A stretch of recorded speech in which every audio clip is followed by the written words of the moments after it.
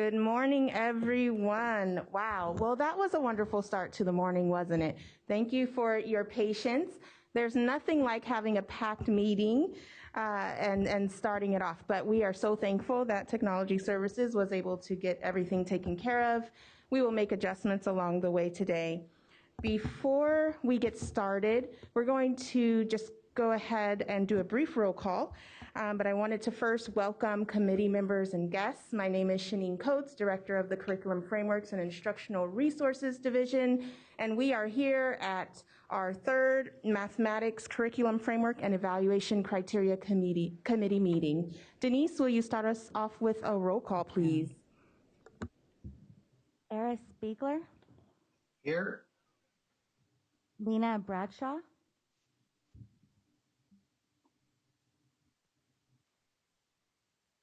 Lena? I see you. Erin Fraser. Here. Lori Firemuth.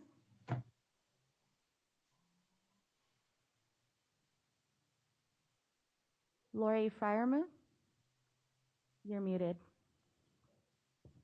I'm here. Sorry, something's wrong with my computer. There it is. Thank you. Lori Fury. Sorry. Here. Lindsay Gatt. Here. Crystal Gomez. Here. Janet Hollister. Here. Lisa Hogerman. Here. Stephanie Holloway. Here.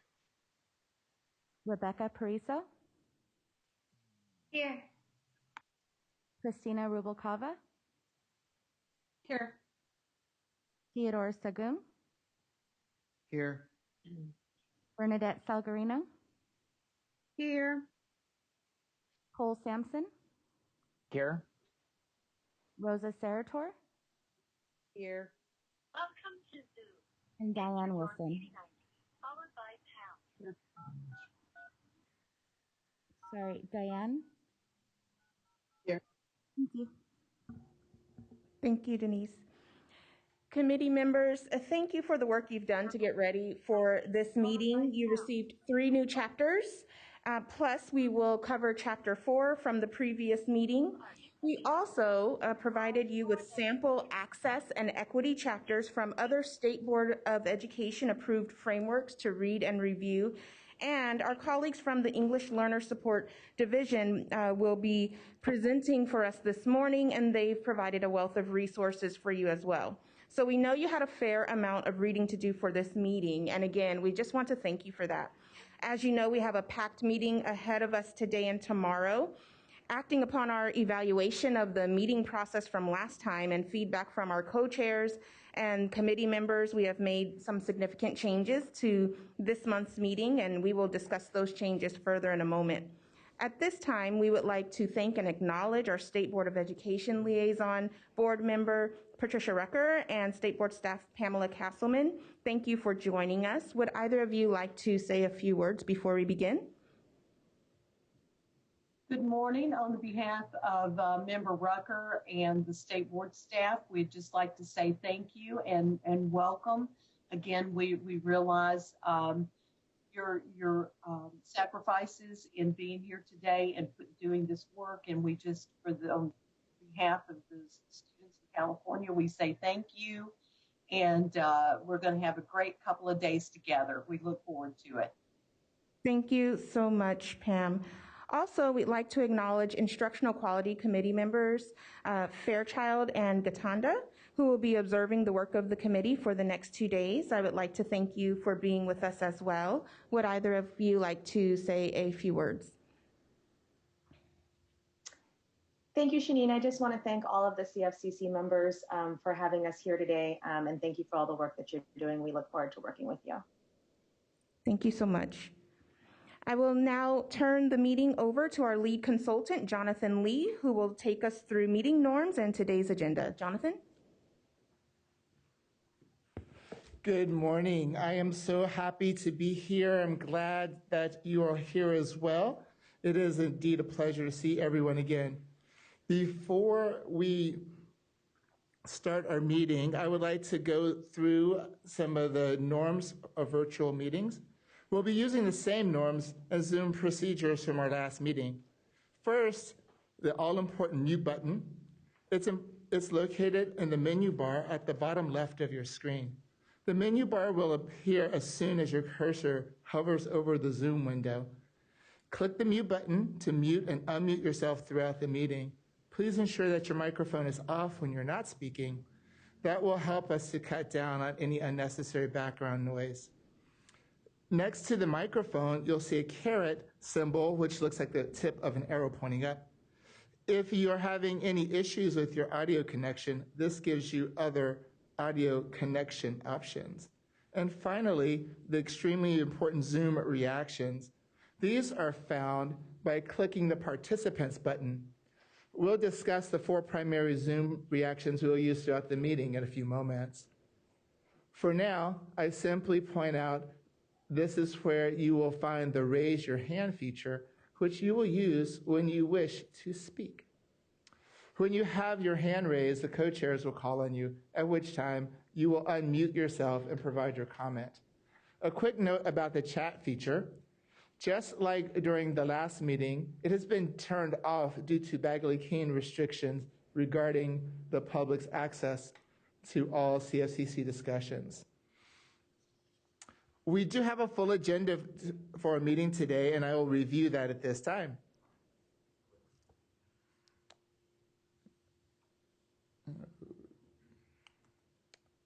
Alrighty.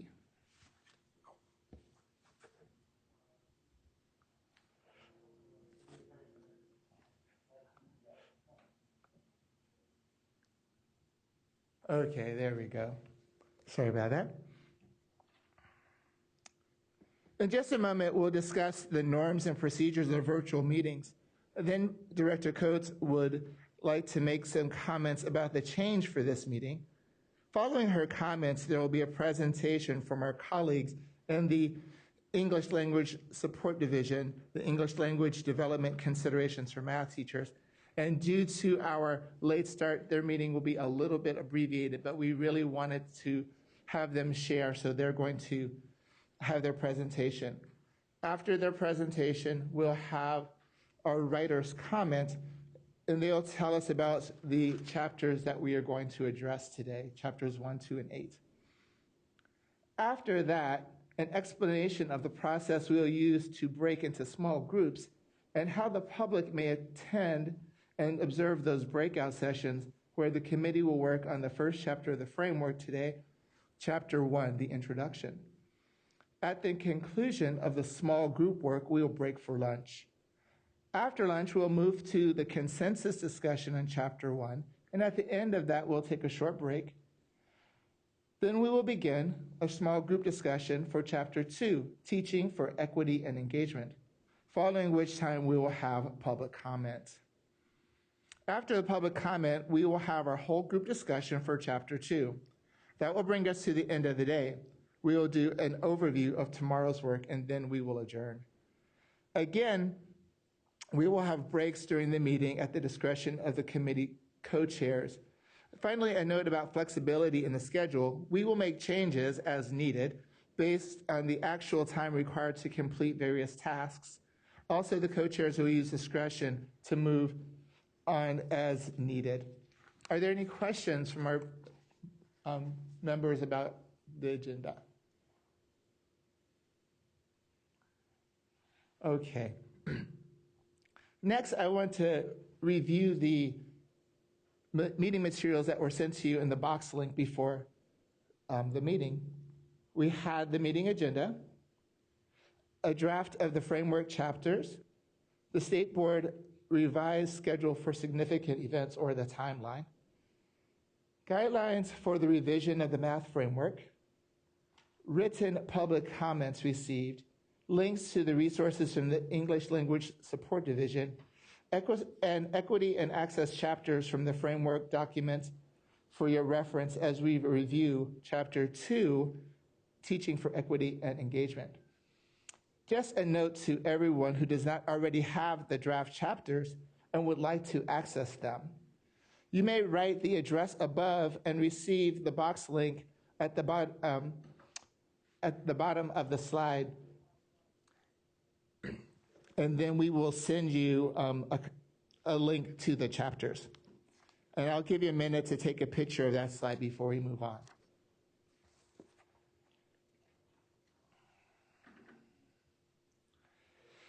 Okay, a brief note about public comment, which is scheduled for 3 o'clock this afternoon and 1:45 tomorrow afternoon. Members of the public can view the whole discussions via the CDE webcast and will be able to access the small groups via Zoom. However, public comment will take place via the phone line listed on the screen. We will project this slide again at the public comment time. Additionally, if you wish to submit written comments, please use the Math Framework mailbox. The address is on the screen.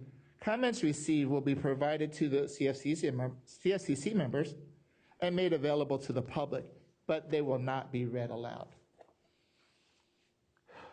Next, we will request that you observe the following virtual meeting norms.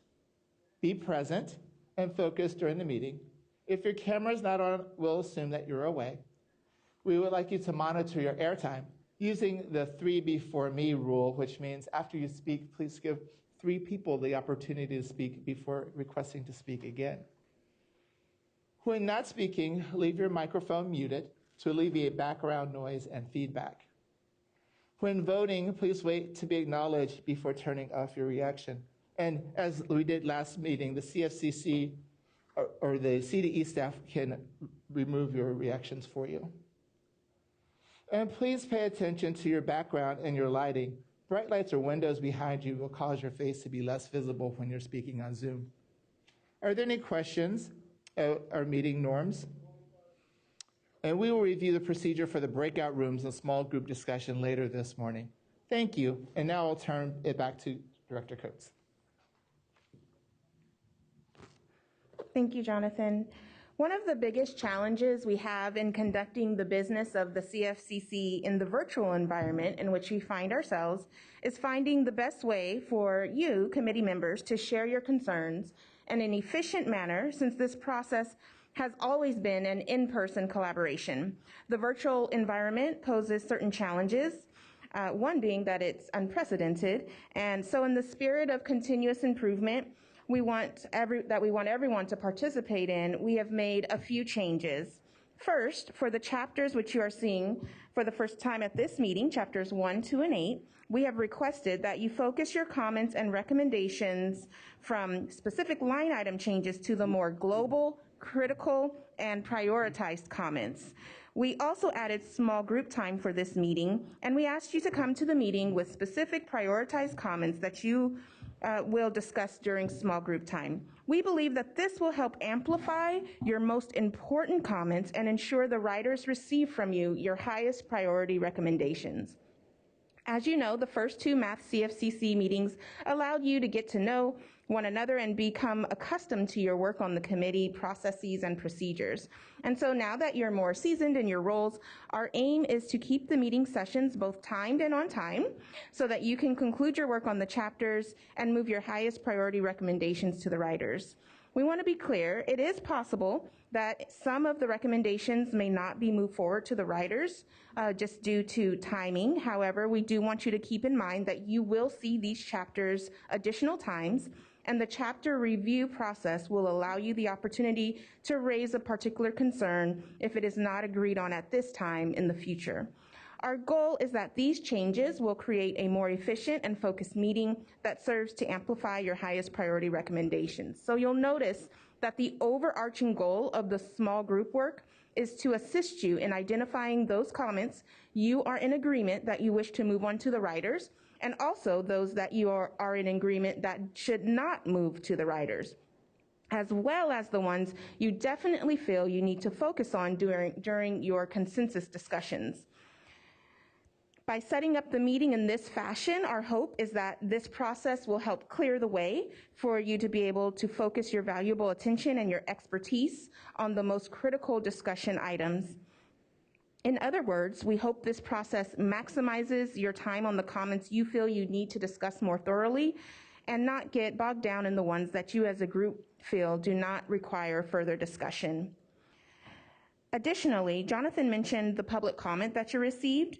So I want you to please utilize the public comment to assist you during your work today as you determine what should move forth to the writers. Finally, we know the task of revising the draft framework chapters can be arduous and consuming. Therefore, in order to provide the committee the possibility of additional time for work, we have reserved potential additional CFCC meetings in October and December to use if needed. The additional meeting days will allow you to further deliberate edits and recommendations on certain chapters before completing your work in December. We will let you know ahead of the next meeting, if the October dates will be necessary. And we will let you know ahead of the November meeting if the December meeting date will be necessary. I'll turn it back over to Jonathan now to introduce our content presentation for the morning. Thank you again, Director Coates, for providing that valuable framing and focus of the work of the committee. Next, we have our content presentation for this meeting. The guidelines for the revision of the math framework call for guidance that addresses the unique needs of, among other groups of students, English learners. With this in mind, joining us this morning are our partners from the English Learner Support Division, Elena Fajardo, Director in the Language Policy and Leadership Office, and Gustavo Gonzalez, Education Program Consultant in the same office. They will discuss important considerations for English language development for math instruction.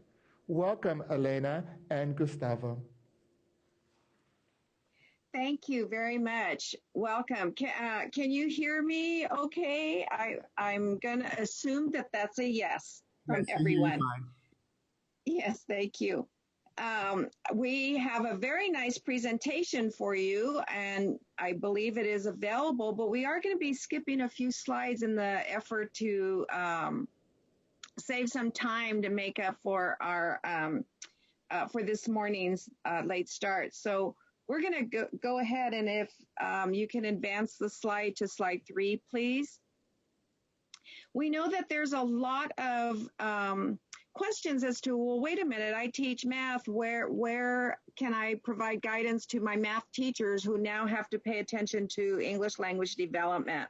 So we're just going to set a foundation for that understanding and then talk about how these two sets of standards work together and why it's so important for English learners, and what are some of the challenges that they face in content areas. So going back to one of our very foundational pieces of law, Castañeda versus Picard in the Federal Circuit Court in 1981, a decision came out saying, you know, there's really two obligations to English learners. Yes, they have to overcome language barriers and become proficient in English, but they also have to recoup any academic deficit that they might have while they were learning English. So maybe they focused on learning English and they learned English, but maybe they missed something in their content, and that has to be recouped so that they can meet the same academic standards as all other students. And in order to know whether a program is a viable program, there's 3 tests that we apply. And the first test is that it be based on sound educational theory, and that this educational theory be recognized by at least some experts. Once that educational theory is defined, then sufficient and adequate resources have to be provided to fully implement that theory, and the implementation is the key to this test. Was the theory fully implemented because there were sufficient resources? And then once the resources have been tried, then we have to evaluate to show that those resources and that theory was efficient and that it happened within a reasonable amount of time. So the reasonable amount of time is described in the theory. How long should it take? Well, California, next slide, please. California has defined their theory. So our theory in California is based on the state content standards, which includes the ELD standards. It also includes all of the curriculum frameworks that talk about how to provide instruction in science, math, English language arts, and all of the other curriculum. And so we're going to be focusing a lot on mathematics. In order to understand the ELD standards, we have to understand that in California, we've defined that to be two different types of presentation of the ELD standards. So let's go to the next slide, please. And this one has several clicks to it. So in this first click, just stop right there, stop right there, stop right there. In this first set of what I'd like for you to think of in this circle contains all of the subject matter that is taught in mathematics. We're talking mathematics today. So everything that I'm going to teach in mathematics is contained in this circle. Each concept, each material, everything is represented by this circle. Go ahead and click, please. And today I'm going to teach this particular lesson. In order to start to teach this lesson, I begin, click please, I begin to use language that this circle represents. This circle represents all of the language concepts that a student brings to the classroom, the average native English speaker brings to the classroom before they even start learning. So in second grade, it's what they bring to the second grade math lesson. In third grade or seventh grade or ninth grade, it's what they bring, what they come with. An average native English speaker has these concepts in English. Go ahead and click. And we'll call this, for the sake of argument, we'll call this native English. So as I start to go back to my content and I look at the concept, I identify and start using language that the average native English speaker already has, and click please. And I make the connection between that to the content. And I start using language automatically to teach that content. Well, if the average native English speaker has these linguistic structures in place already, then I have to teach that to my English learners someplace, because they don't have that language. That is what we call designated ELD. It's an opportunity to learn what the average native English speaker has already walking in the door. But as I apply that language to the specific subject matter, click please, then that is called integrated ELD. I am applying the language and noting the language that's necessary to access the subject matter content. And forgive me for getting all excited about this, but this is my world, right? And so you might feel like I'm yelling at you, but I'm not. I'm really just excited about this content matter. So in integrated ELD, I attend to the language that I'm using so that I could call it out. And we'll take a look in our in the next slide as to what are the elements of language that I should probably note when I'm making this relationship. So the ELD standards call out the why, the how, and the what of language. Why do we use it? How do we use it? And what resources do I need to have that I could then pull it all together as I interact with information and communicate with my peers and with adults. So if I'm thinking right now in mathematics, when you have an equation, And the structures of the equation may not be familiar to me. When I have a parentheses, for example, and I have a set of numbers that I'm going to add, let's say, and then I'm going to multiply.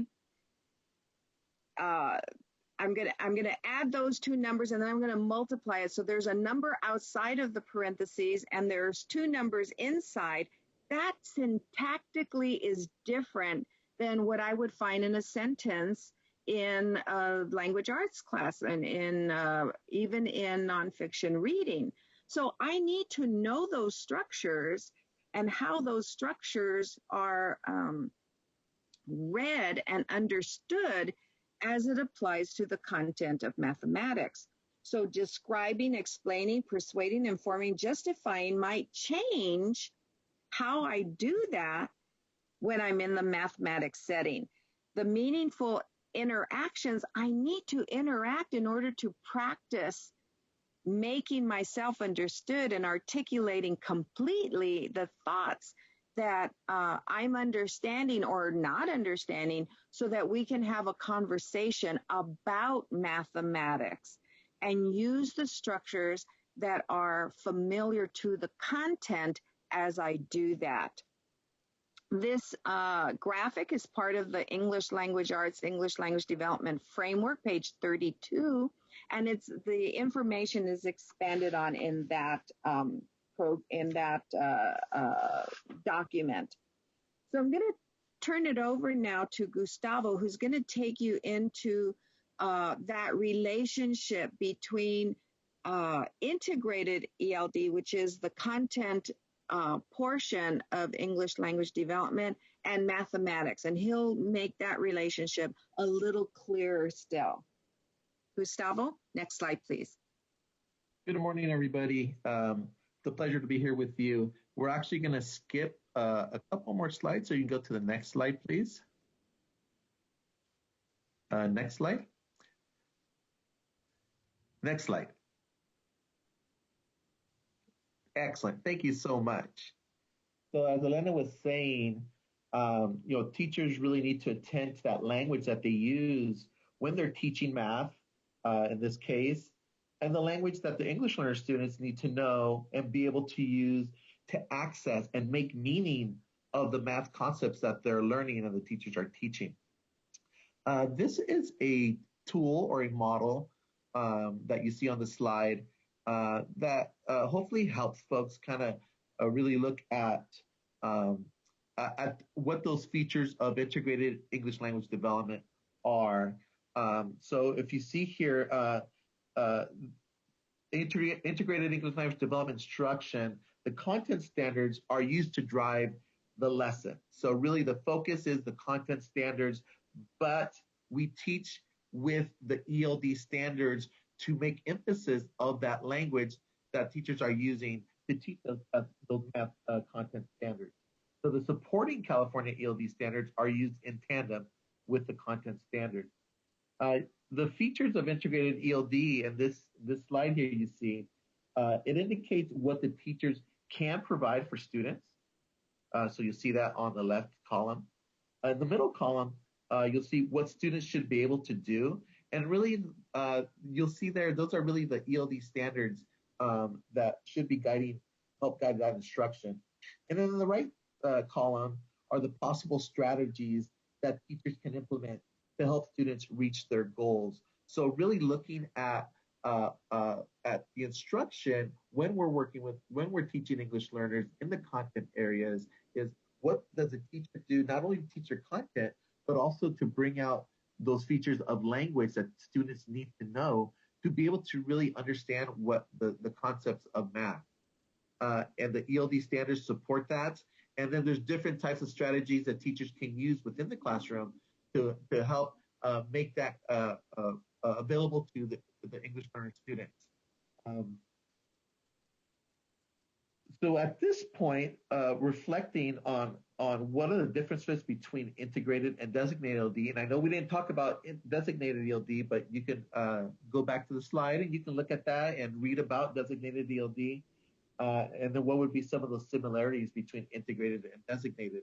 And like Elena mentioned earlier, that important piece of designated ELD is really focusing on teaching students the language and those language structures and features that they need to know to be able to use in the classroom for learning of content. Next slide, please. Next slide, please. So the California Department of Education developed a supplemental resource to illustrate the California ELD standards relationship to the math and science standards. So we have a document, and the document is titled Integrating the California ELD Standards into K through 12 Mathematics and Science Teaching and Learning. So this is a resource that provides limited examples of the California ELD standards integrated into math and science curriculum design and instruction. In this document, it highlights ways in which the California ELD standards can be used with the math and science standards to build language and content learning. And it has a plethora of examples of the ELD standards integrated with math content that has a description of kind of like a small snapshot of what it would look like in the classroom and the connection to the mathematical practices. This resource is not intended as a guide to curriculum design or unit or lesson planning in and itself. Teachers will use the ELD standards, frameworks, and other resources. This document is designed only as a set of examples. And you can find that in our presentation materials that we provided. And also there's a link on the bottom of the slide where you can access this document. Next slide, please.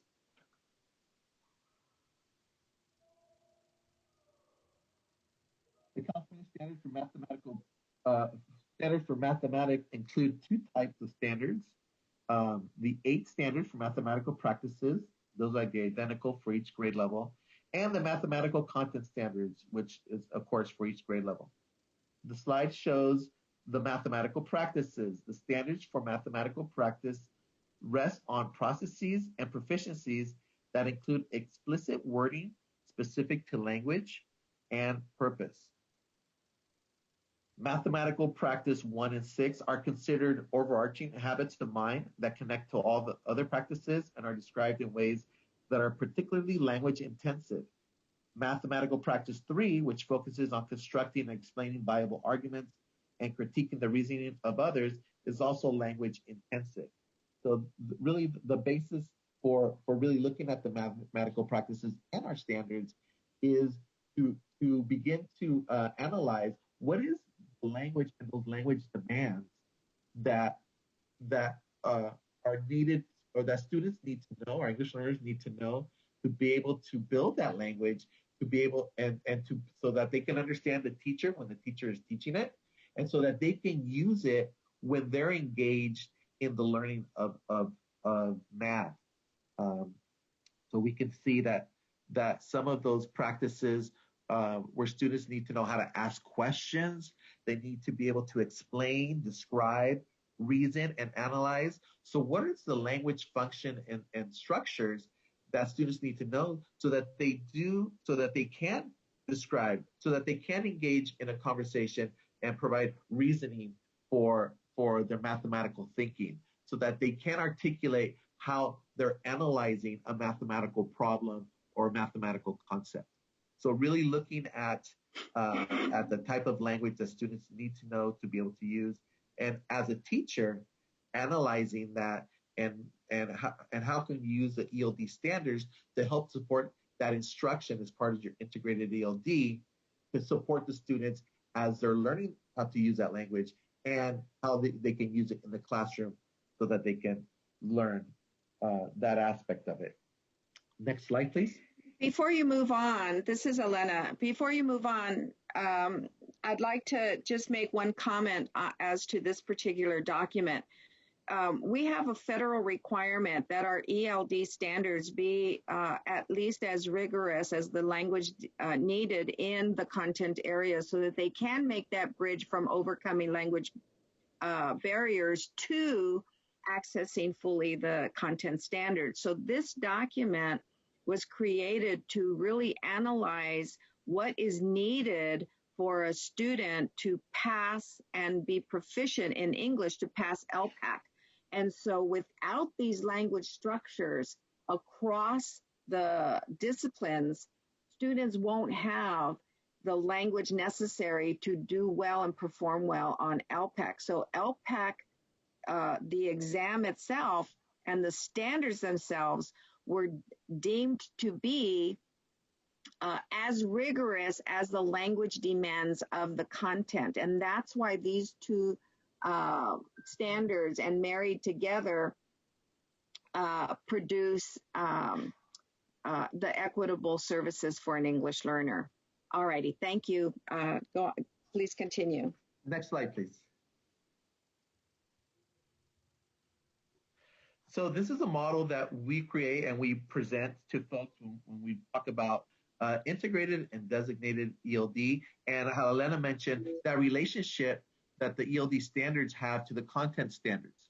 So in this case, mathematics, so what you see is on the two rows on top, the blue are the ELD standards, and we can input any ELD standards in there.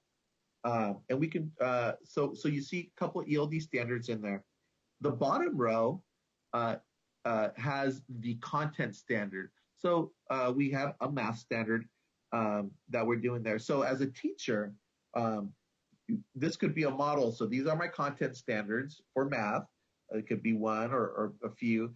This is the mathematical practice or practices that are connected to that standard. And then the top rows are the ELD standards that correspond to the content standard that helps support the instruction. So this is a model that folks can use to do that. And it really it highlights that relationship.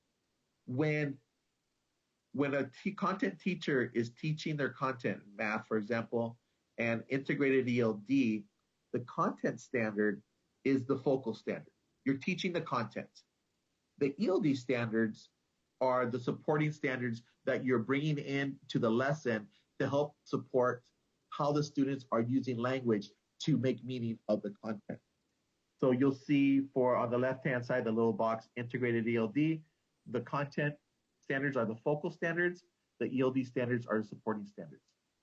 For designated ELD, you see that the ELD standard is the content standard. You're teaching the students about the language, how to use the language, about what they need to know about the language and how to use it. And you're connecting it with a content standard. It's not in isolation. You're bringing in a content to help support students' understanding of how to use that language. They're learning about the language, but with a content component. Is you use the top rows to teach the bottom. So you use the ELD standards to teach the content. And I know we're running out of time here, but the last thing I just want to say is it's important to always go back and as content teachers to help those that you match the language that you're using to teach the content, and you need to match that language with the language that your students, your English learners need to use to learn it. Okay, that's the last of the slides that we're going to discuss today. Right. So the rest of the slides and the rest of the presentation, I think pretty much speaks for itself. There are many resources that are available to you. We've made the PowerPoint in its entirety available to you. You can go back and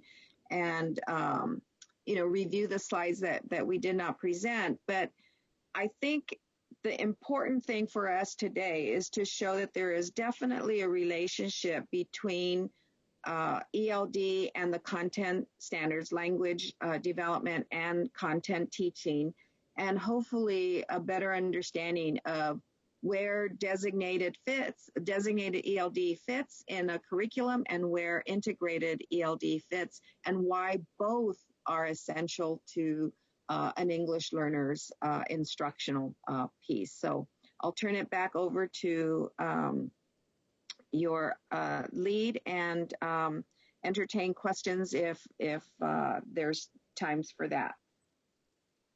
Okay, thank you so much, Elena and Gustavo. We appreciate your collaboration and are thankful for the valuable information that you provided to the committee this morning.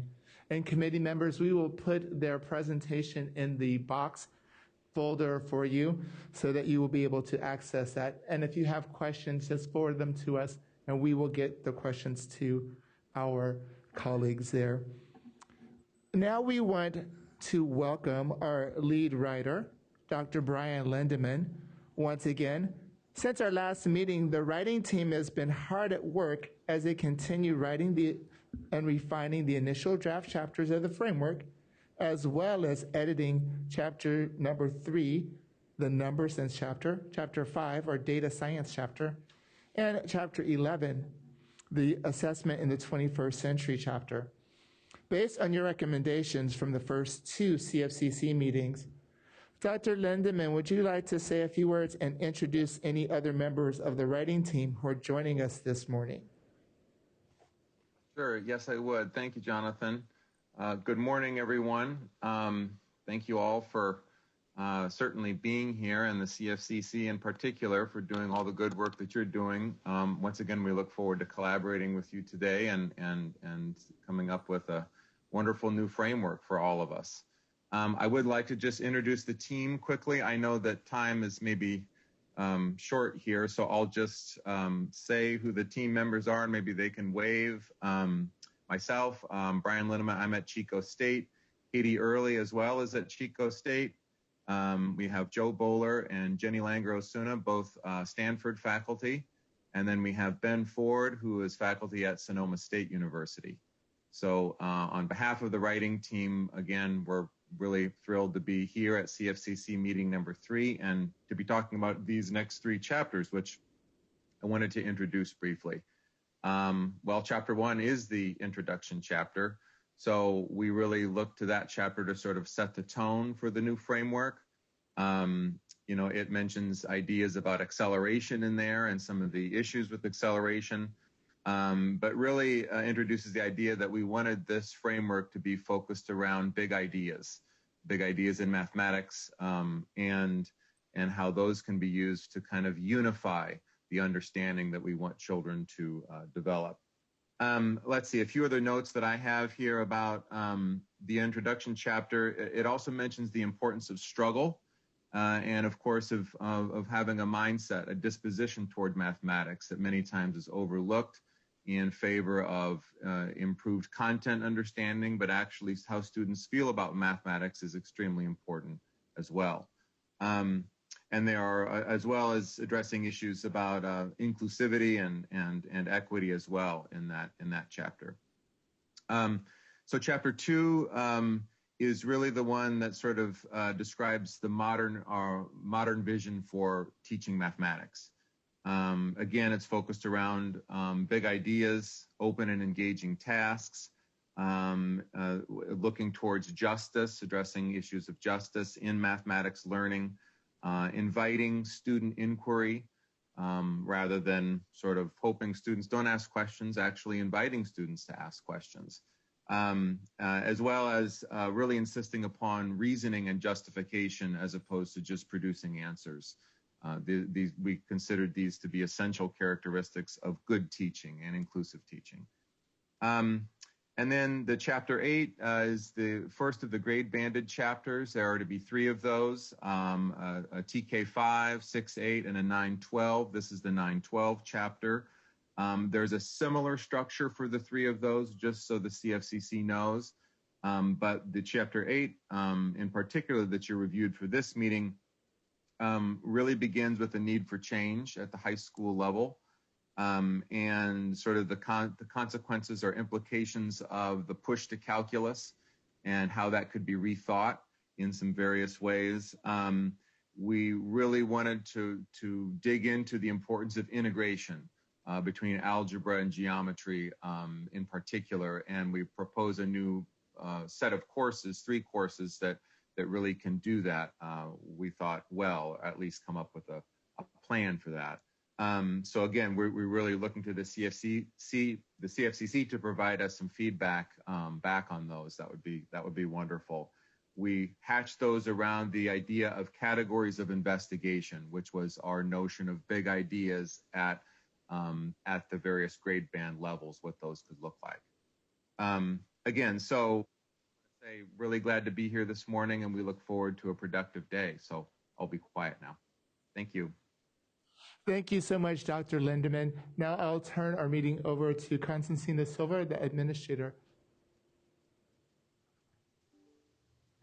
Thank you, Jonathan, and good morning, everybody. It's good to see you all, and thank you for your patience and your understanding this morning.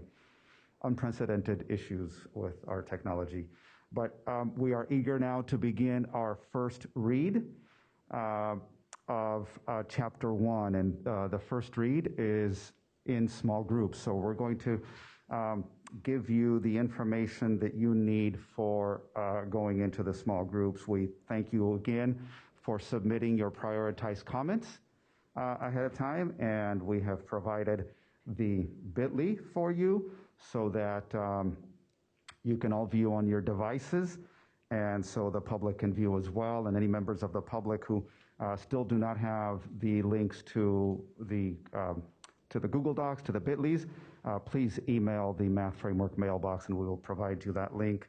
And in fact, it's there if you want to take a picture of it and type it in, but we can provide you the link, so all you have to do is click.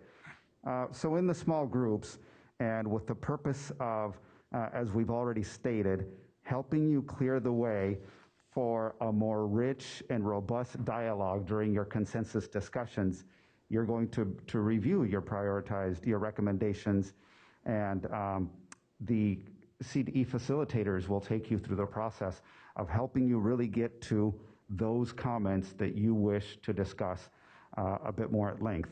So the general rule of thumb that we would like to ask you to follow is this. If in general the recommendation that has been proposed works for you, you don't need to highlight it at this time.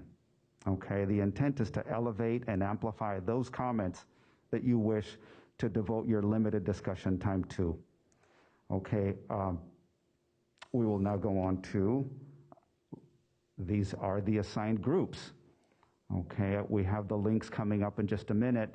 You will click either the alpha group link or the beta group link or the delta group link, but these are the small groups that we have set up for this session. So let me give you just a moment to note that. Again, each one of these groups is going to have a CDE facilitator, and we also here in the boardroom at the Department of Education will also be following along and monitoring each one of the sessions.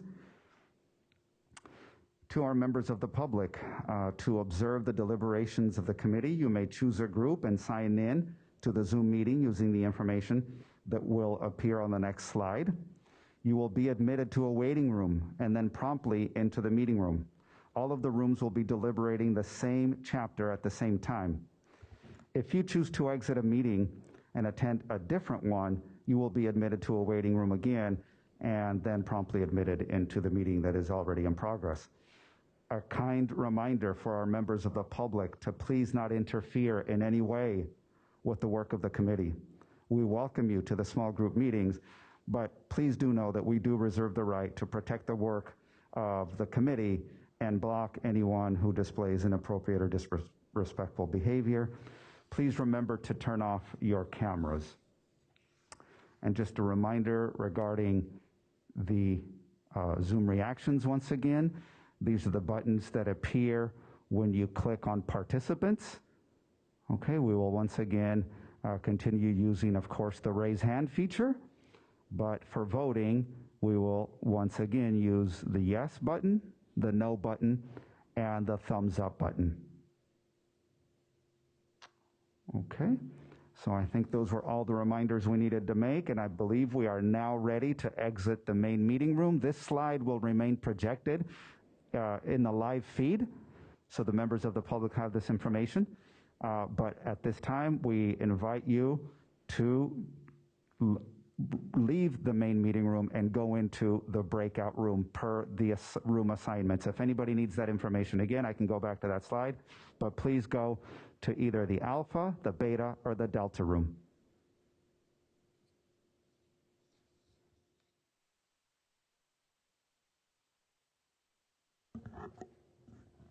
Good morning. Welcome back, everyone. We hope that you were able to move a bit during your lunch break. Before we get started, we're going to go ahead and do a roll call.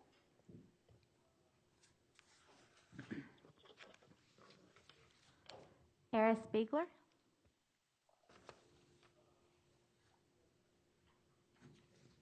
Eris? I don't hear. Lena Bradshaw.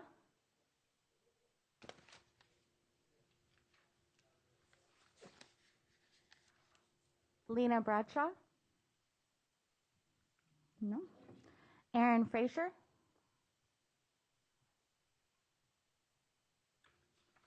Lori Fryermuth? Lori?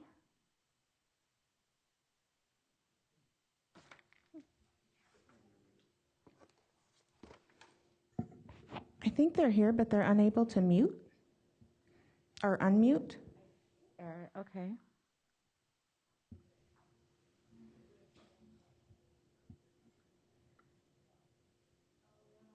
Ask to unmute everyone. Rick, do you want me to keep going?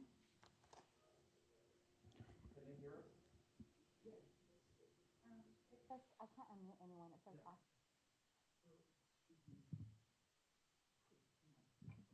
You guys want to comment? This is a test to ensure that you can hear me. Okay.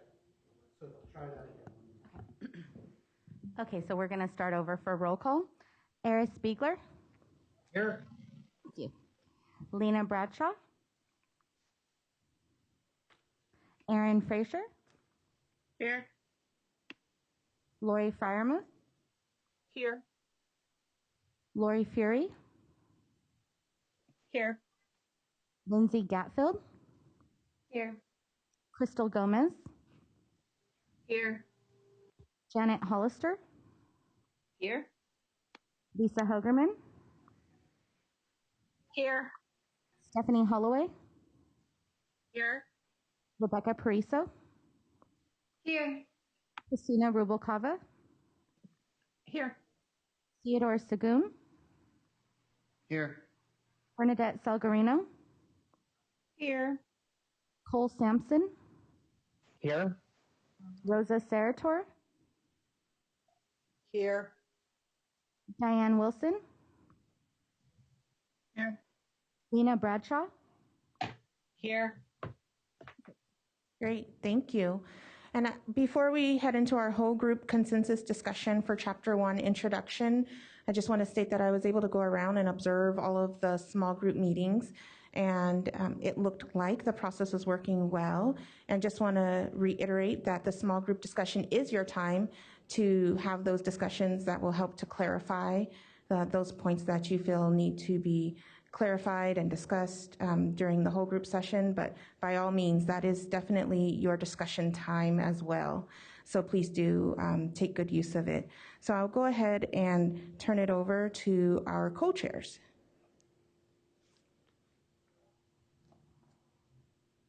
There we go. All right, I am unmuted now. And let's see, on the shared screen, I'm seeing the Chapter 1 introduction slide. Are we moving to are we going to display the document, or are we each opening our own? I will display it. I think we have a couple of slides to get through first, Diane. Okay.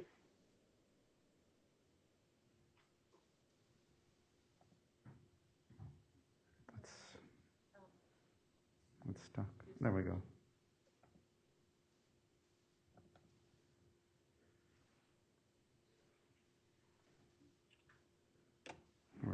Got it. Okay, go ahead, Diane. Okay, I think what we need is the document with the highlighted items. Is that correct? Okay, I will do the reminders. Diane, give me just a second.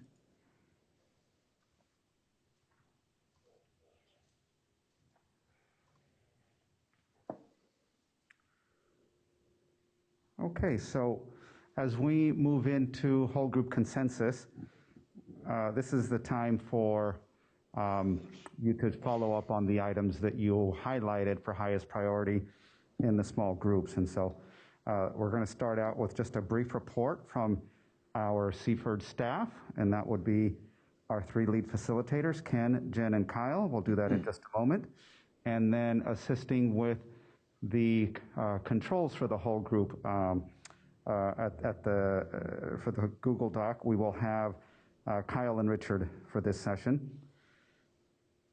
So when you begin your whole group consensus, you're going to first see the red items. You're going to have a brief wrap up on the red items, but of course your focus is going to be follow-up discussion on the yellow items, okay? And that will include discussion and vote. And again, just a quick reminder, the buttons are found in the participants button, and these are the buttons that you will be using.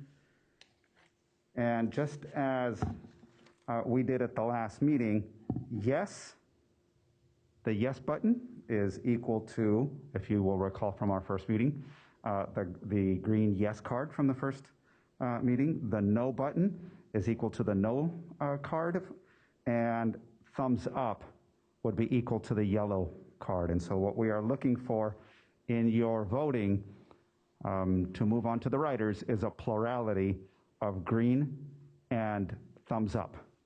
Okay, and so we will project once again the votes so that we can all see the vote totals, and we will announce if the recommendation moves forward to the writers or if it does not reach consensus. We have a total of 17 members present. Denise, can I get a confirmation on that? We have a total of 17 CFCC members present, so our plurality threshold is at least 12 of the members need to vote in favor of a recommendation for the recommendation to move forward.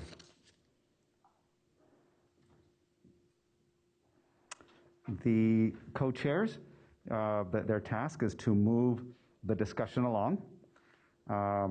Discussion will proceed just like it had happened last time, as long as necessary, but with the co-chairs having the authority, shall we say, to call for a vote when sufficient discussion has been had. And items that are consented to will be highlighted green. If they are not consented to, they will be left red or changed red if it was a yellow document. And so that document will go on to the writing team with the green and the non-highlighted recommendations for their actions following the meeting. Okay, and so finally, just please help us to be as efficient as possible in this process by following the virtual meeting norms that Jonathan discussed earlier. So we are now ready to begin consensus discussion for Chapter 1, and we will now display the consensus document.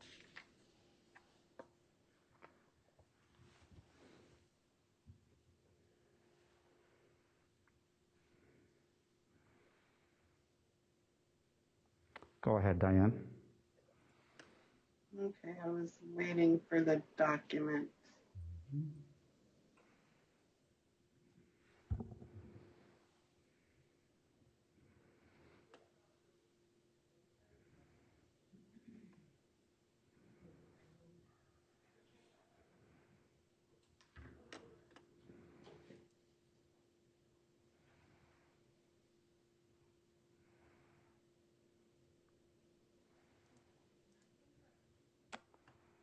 No. Give me just a second, Diane. Go ahead and just begin reviewing, committee members. the red and the yellow documents or recommendations.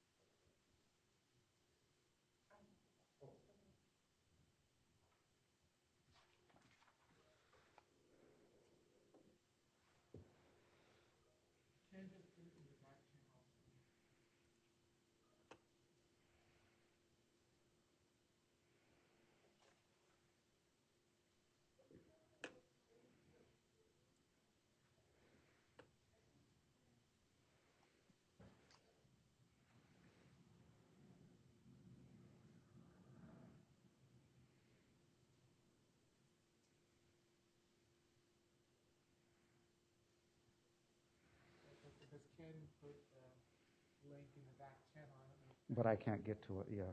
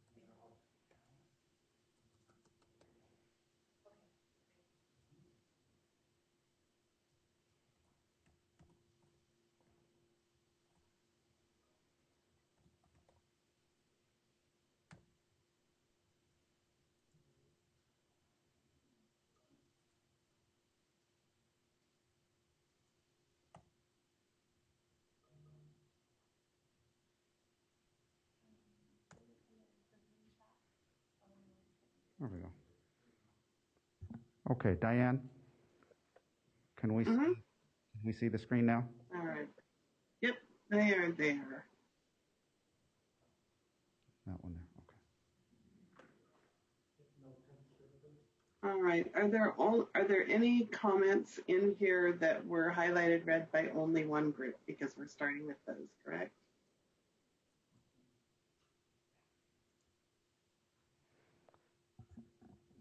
So as the sort of the key, the legend says there,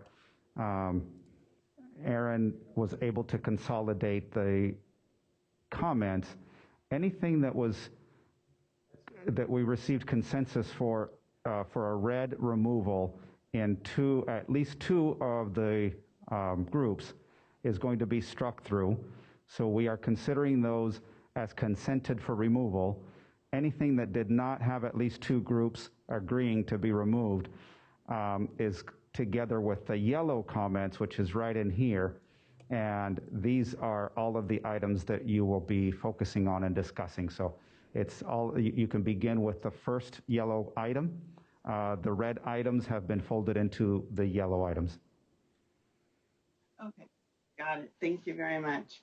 All right, so we're going to start with comment number 1. I'll give you a second to read it.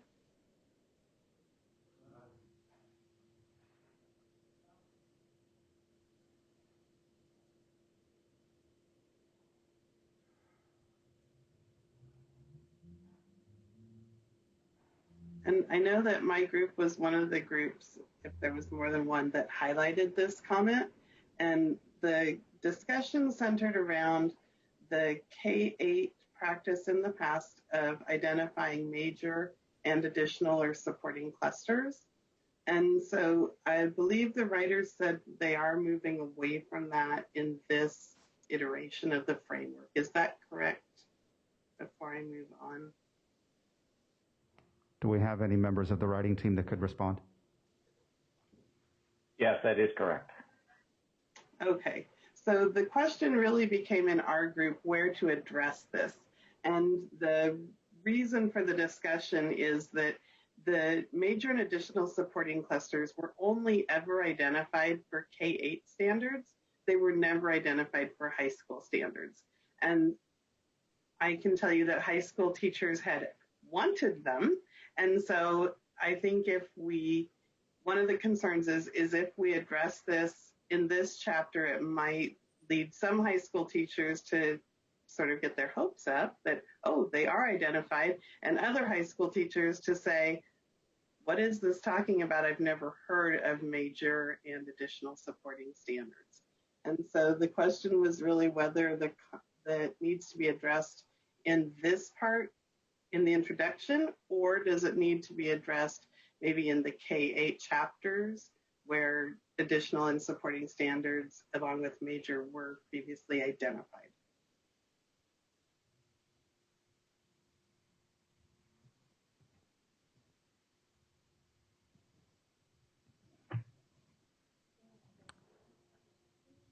And the originator of this was Stephanie. If Stephanie would like to speak, or if the writers would like to add additional clarification. I can speak. Can you hear me? Yes, I'm unmuted. I totally understand what you're saying, Diane, about that. And if the group agrees that maybe it's not put until the K-5 and the 6-8 chapter, that's I can understand the justification for that. Other than that, I'd like to hear what everyone else has to say.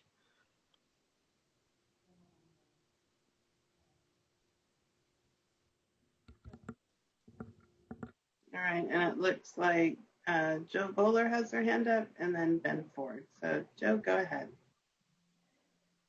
I thought it might be helpful just to share a bit about why we are not recommending this. I don't know if I speak to all the writers, but one worrying thing that we saw about recommending major and minor standards when it happened was if you look at those recommendations, all of the data standards are minor in every single grade level.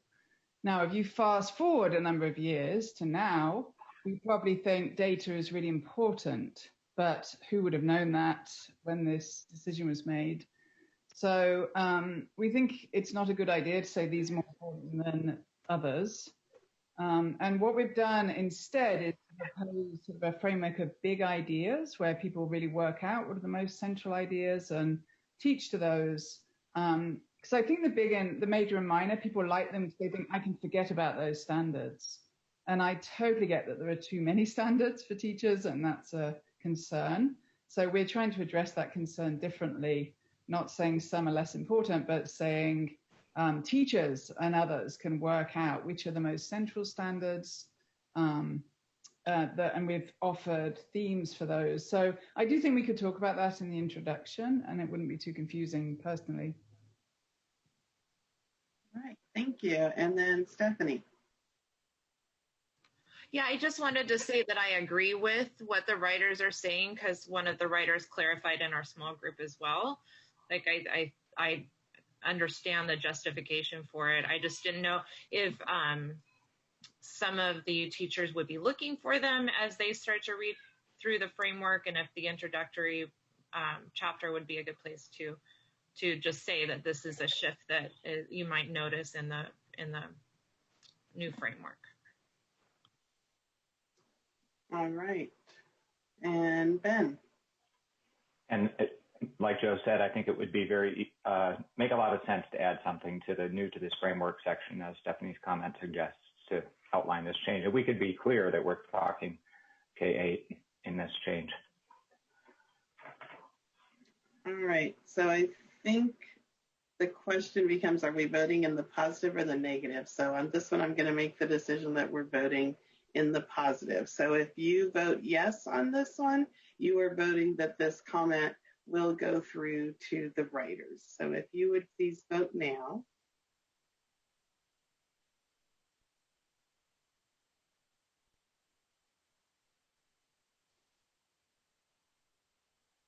It looks like we have one person who hasn't voted yet. There we go.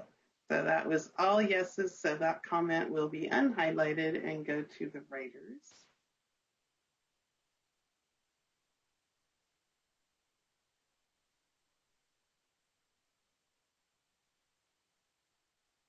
All right, and then if we could scroll to the next highlighted comment, please. Mr. Sub, I just want to make sure, should we be making that green or do we just unhighlight it? I want to make sure I have the procedure right. Because this was previously a yellow document, this should become green. Thank you.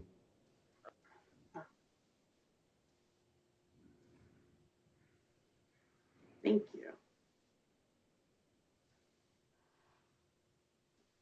All right, comment number 8 refers to line 93 to 101. And let's see, I think that was Lisa. Diane, we're on 7? I'm sorry? Number 7? Yes. Oh, yep, number 7. That was, let me figure out. CS, is that Cole? Cole. Yeah, that's me, Diane. Yes. Okay, thank you. Your last name wasn't showing up on my screen. Sorry. All right, would you like to speak to this one? Yeah, and I really think that I was kind of similar to like what was written in number 1, to really even thinking more specifically to like the reader. This is going to feel very different for the reader through this as they're breaking it down a lot differently. So giving them some guidance of how to like experience this framework. Before, grade level teachers might have been directed to their grade level chapter, but that really is not going to, like, I don't think that's really the intent anymore. So what is that guidance to readers? And then what is the guidance behind that, like, to the professional developers that are going to be supporting this work? Like, could any of that maybe be added to this chunk here to help give that guidance? All right, thank you. Is there anyone else who wants to comment on this one? If you could please raise your hand.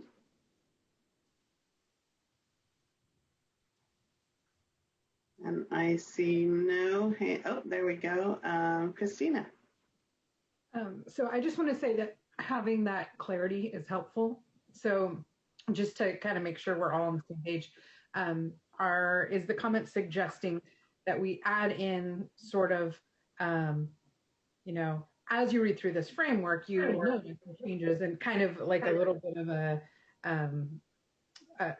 guide that would sort of help them experience and what to look for throughout the framework, some common themes or some new themes.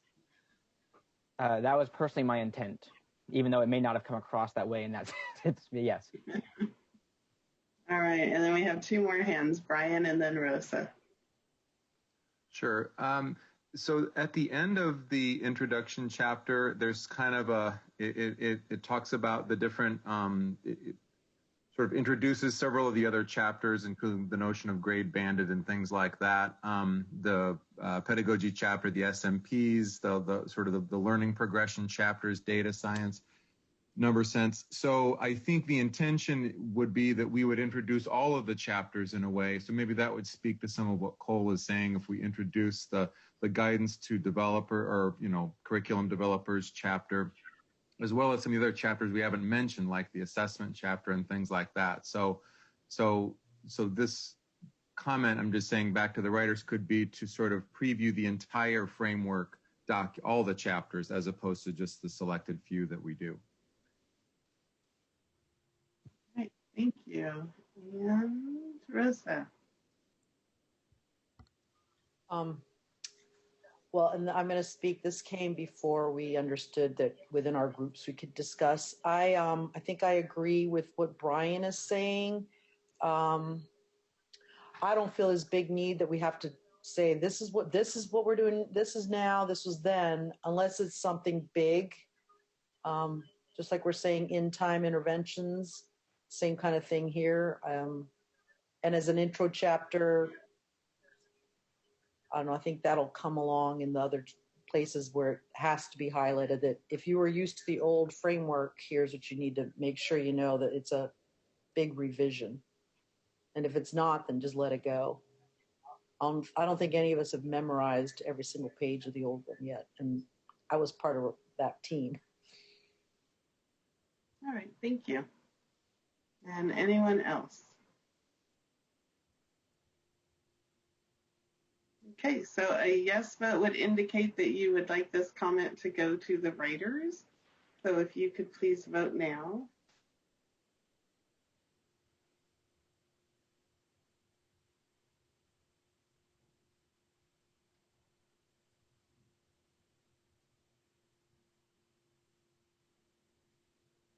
Let's see, I need to count them. 1, 2, 3, 4, 5, 6, 7, 8. So somebody from the CDE, it looks like we have 8 yes votes and 4, 5 thumbs up. I do believe. Does that count as consented? And then 3 no votes. So Yes, it does. sounds like, yeah, okay, so that one's consented, so that one's green. And comment number 8 in lines 93 to 101. There are no, it makes it sound like there are no school districts doing this, and that needs to be stated. And Lisa, that was your recommendation. Would you like to comment on that one? Yeah, just excuse me, as I was reading through that section, and there was another one too that I commented on later, it just seemed to me that there weren't any school districts that were making the change in pathways that were suggested in the 2013 framework. I know that there are districts that do this, and I just wanted to have some kind of a statement in there that there are successes, there are school districts that are doing this and are finding success in it. That was all I wanted. Not really disagreeing with what was in there, just wanted to be stated that there was some positives, that there were school districts that were doing this. Thank you. And Erin?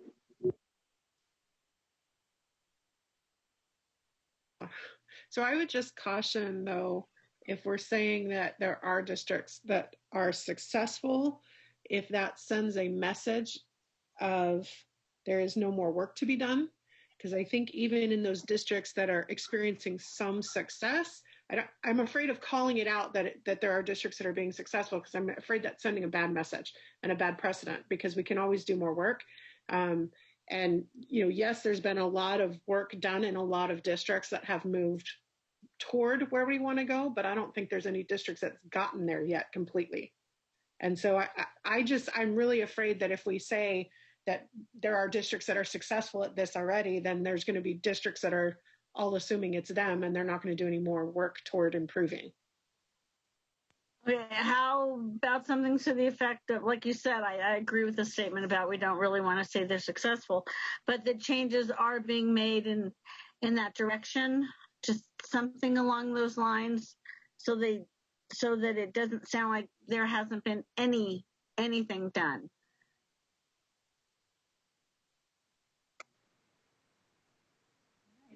Thank you. And there was a hand up. Janet. Oh, you're muted. I think I was just going to echo what the last person said. We need to frame this from an asset based, what we're building from, not that it's just not happening. So I don't think I need to keep talking. Okay. Thank you. Any other comments or questions? All right. If you could please vote. A yes vote means you would like this comment to go to the writers.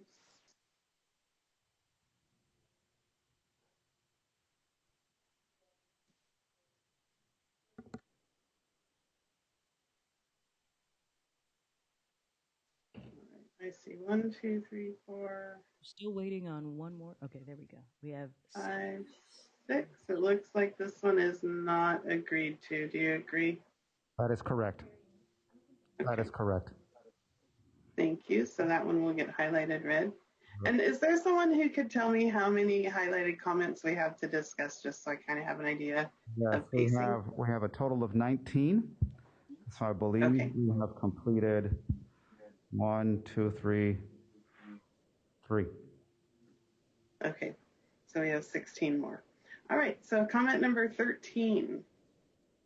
LF1, is that Lori Fairmouth or Lori Fury? That is me. I think Okay. when I was reading it, it just really spoke to me that when I read it, because I read it a couple times and then I had a second set of eyes read it for me. I liked all the bullets. It just, the last one, it says widespread inequities in the discipline of mathematics. And then it says students who do not accelerate in their middle school math classes and high school are denied entry to prestigious colleges. And I don't know if that's 100% true. That's why I said that the perception is that, not that that is a fact. Because when you read it, I don't know, it didn't read well for me. It just didn't, it just didn't read well. All right. Thank you. And Erin? So I'd agree with Lori, and in our group, we had that discussion that it was similar to the sentiment in 17, that it kind of resonated a little bit negatively at contradicting what we're recommending. And so it almost seems like people are going to take that as a need to accelerate earlier and continue to do so. And so we kind of, in our group, had aligned it with 17 and said that they were similar. So we had cut this one and kept 17. Can we scroll to 17, please, so we can take a look at that one too?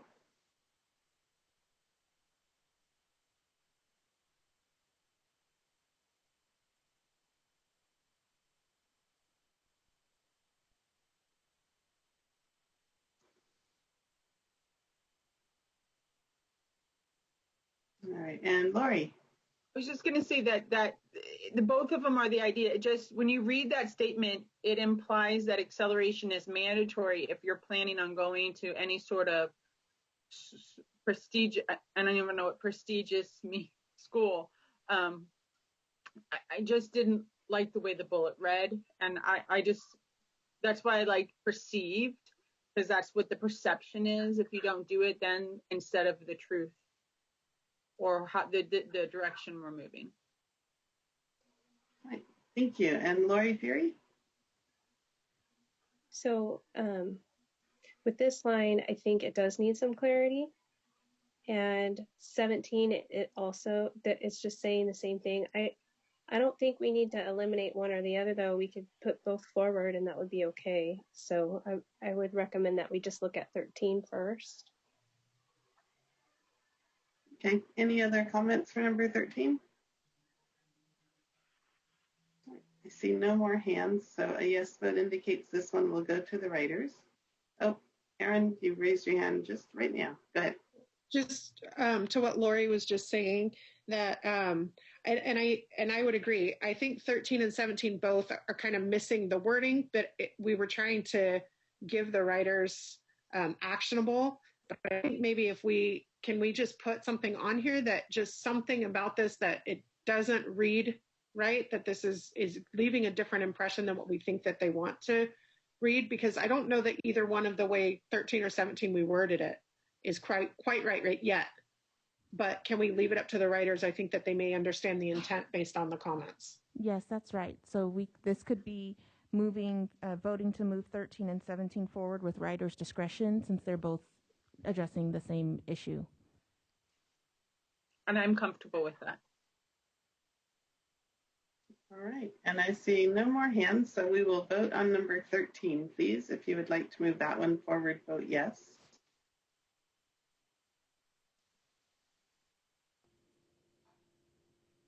Okay, we have and there are 2 I can live with it, and everyone else is a yes. So that one moves forward.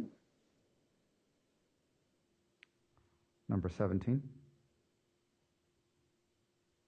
And then is there any further discussion on number 17?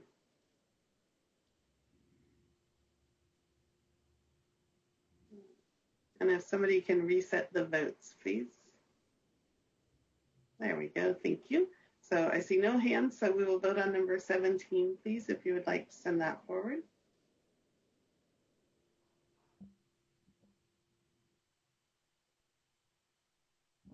Can I get clarity, Diana, real quick?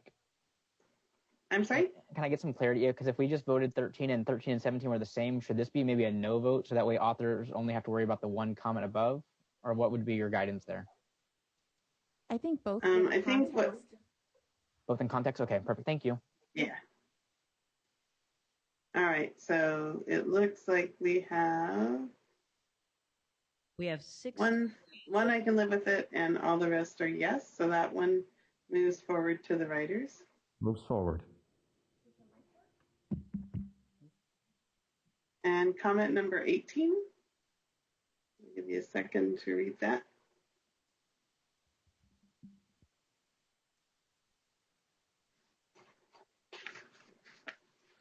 All right, and I think this was Lisa's comment. Would you like to speak to it? Yeah, just real quickly. It's the same thought as what was on 13. Just stating that there are schools that there are districts that no longer accelerate in middle school, and that they do hold their accelerations until high school after 9th grade. So not too sure how this is going to go considering the vote on 13. So that was just my thinking at the time. Okay. Any additional comments on this one?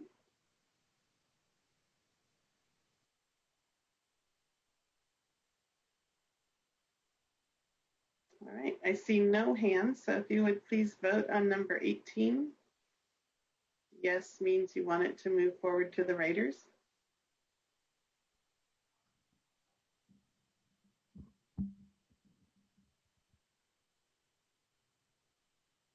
Okay, we have 5 yes, 8 no, and 4 I can live with it.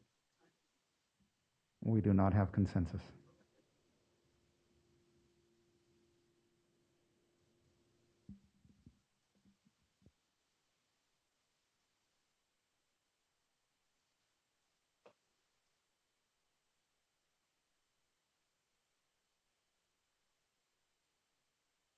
All right, comment number 22. In line 406 to change and to or. That was Eris. I believe that was your highlight or your comment. Yeah, just the way I was reading it, I thought it should be an or instead of an and statement. And means that both at the same time.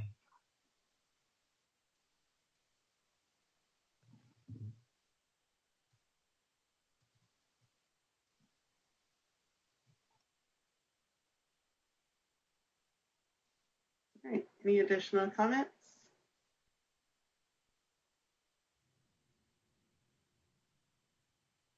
I see no hands, so would you please vote for on number 22?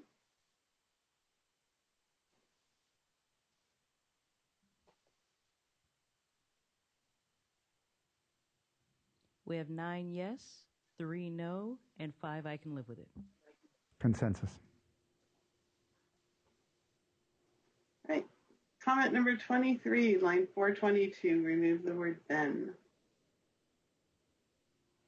And Eris, is there anything you would like to talk about with this one? You know, a lot of times when we're teaching geometry, we're always teaching the if-then, the hypothesis conclusion. So every time I see the word then, it kind of throws me off as a math teacher because it's not really a transition word. It's a hypothesis word. So I try to remove them whenever I can, and I don't think that particular then adds anything to that sentence. Right, thank you. Any additional comments or questions?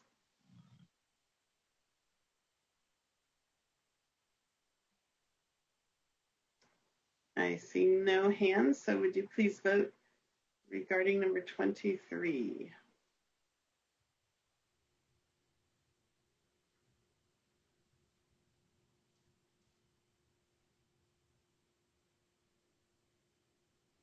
We have 6 yes, 3 no, and 8 I can live with it. It does not meet the threshold for consensus.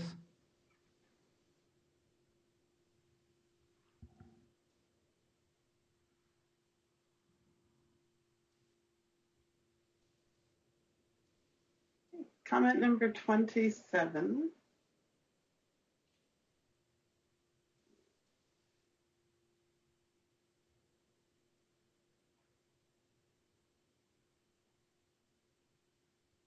And I am not sure who NBW is. Nancy, so here we have a situation where the originator of the comment is not present. There were items identified with this comment, so the originator is not able to add clarification. So it either is moved forward as it is, or you basically as a committee put a stop to this comment and say, we would like to send this back to the originator, and maybe they can revise it for the following revision of this chapter.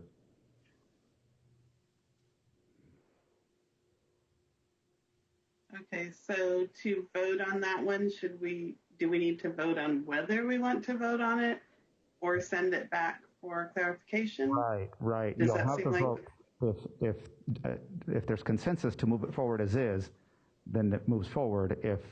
If there's significant opposition to moving it forward, then it won't meet consensus and it will be turned red. Okay. Are there any comments on this item? Eris. I wasn't the one who highlighted it, but the way it reads, I'm not sure it's supposed to have a question mark at the end. So I was kind of confused about it as well. I don't think it makes any sense the way it's written. All right, next would be Lindsay.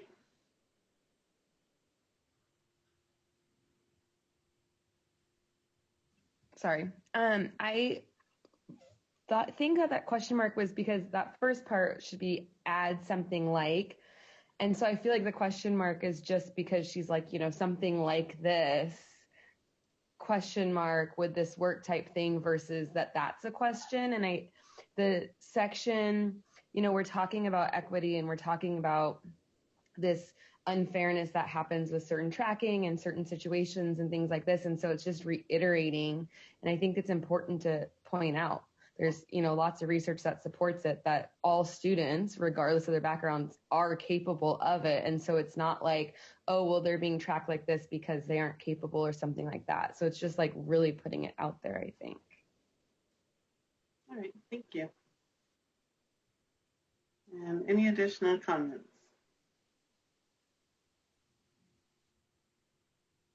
All right, if you would please vote whether you would like to move number 27 forward to the writers.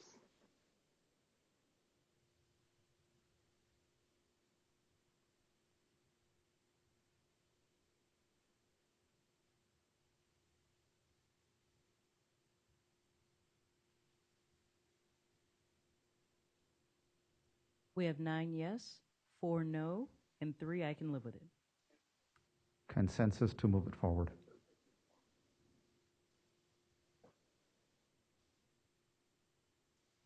Okay, comment number 29.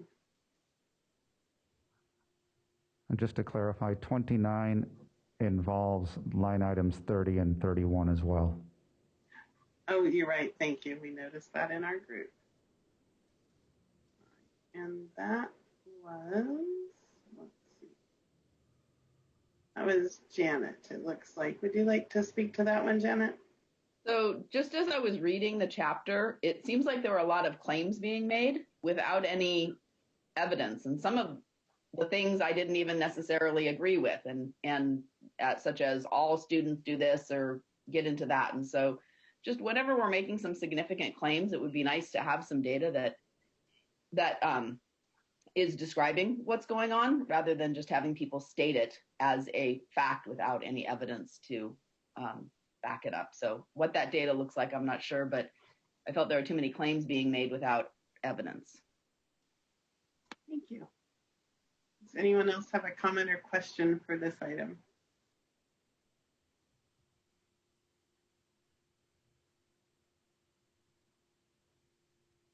All right, I see no more hands, so could you please vote whether you would like this one to move forward to the writers?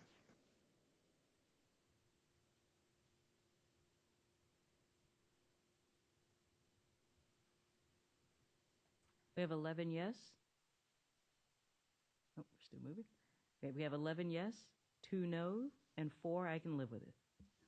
Consensus to move it forward.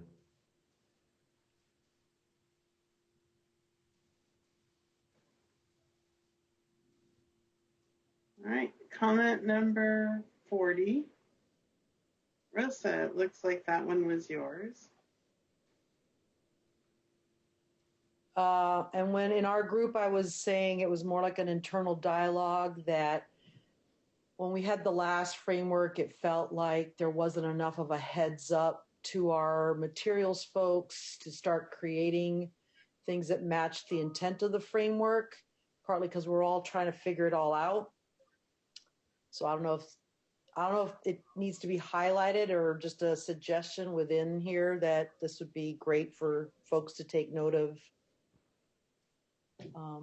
parts of this framework sooner rather than later, even though it doesn't get fully approved till a year from now. Even from the last batch of materials, it'd be nice to have people note the full intent of what we want here. And the same thing for the PD providers.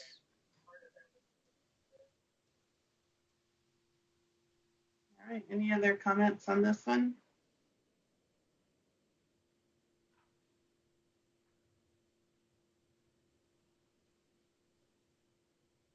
All right, so we're voting on number 40 to start with. The comment on the bullets on page 5 to 6, if you could please vote whether that one should move forward to the writers.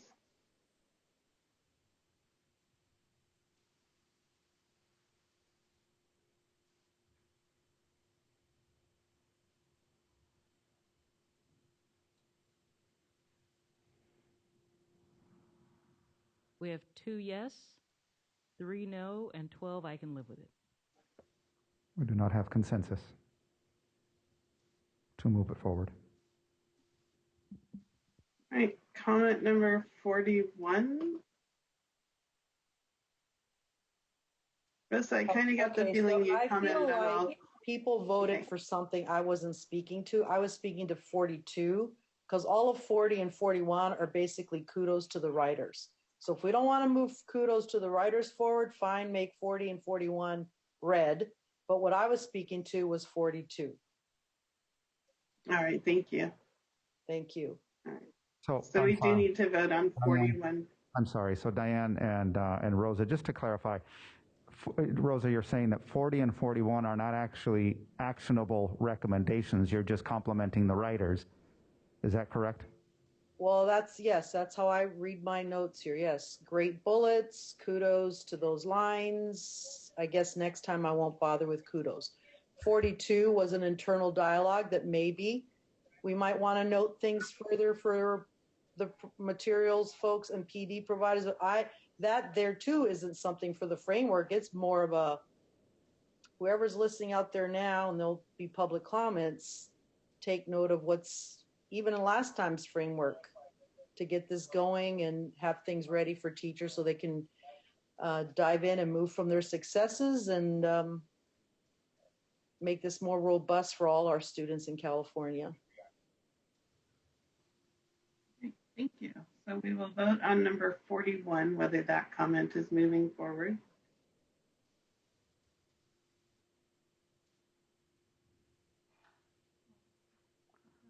Right. Diane, I think because of Rosa's clarification that it's not actionable, it's just complimentary language for the writers. I think the one that is a recommendation is more 42, really. Right. So we don't need to vote on 41? Right. Rosa, you're okay with that, is that correct? Yeah, and you don't even need a vote on 40. So it's my fault. I'm sorry. Next time I won't put kudos in. So yeah, and even 42, I'm going to strike my own stuff out there because that isn't something that goes in the framework. It was more of a comment that when we're having these sessions to really highlight and make this known. But I think if people creating materials and PD providers want to know what's going on, all of this is public information.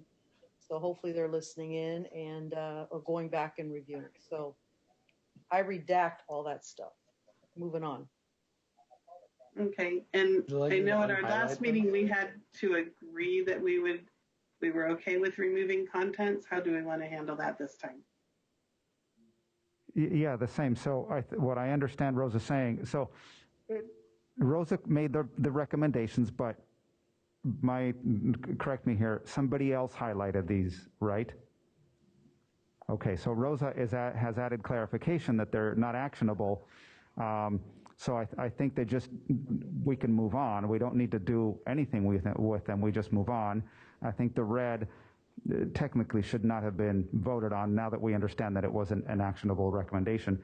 But really 42, because of the nature of the comment that does have something actionable in it, Rosa, if you would like to recommend that the redaction, I think that would have to be approved by the committee now that it's on the document. Okay.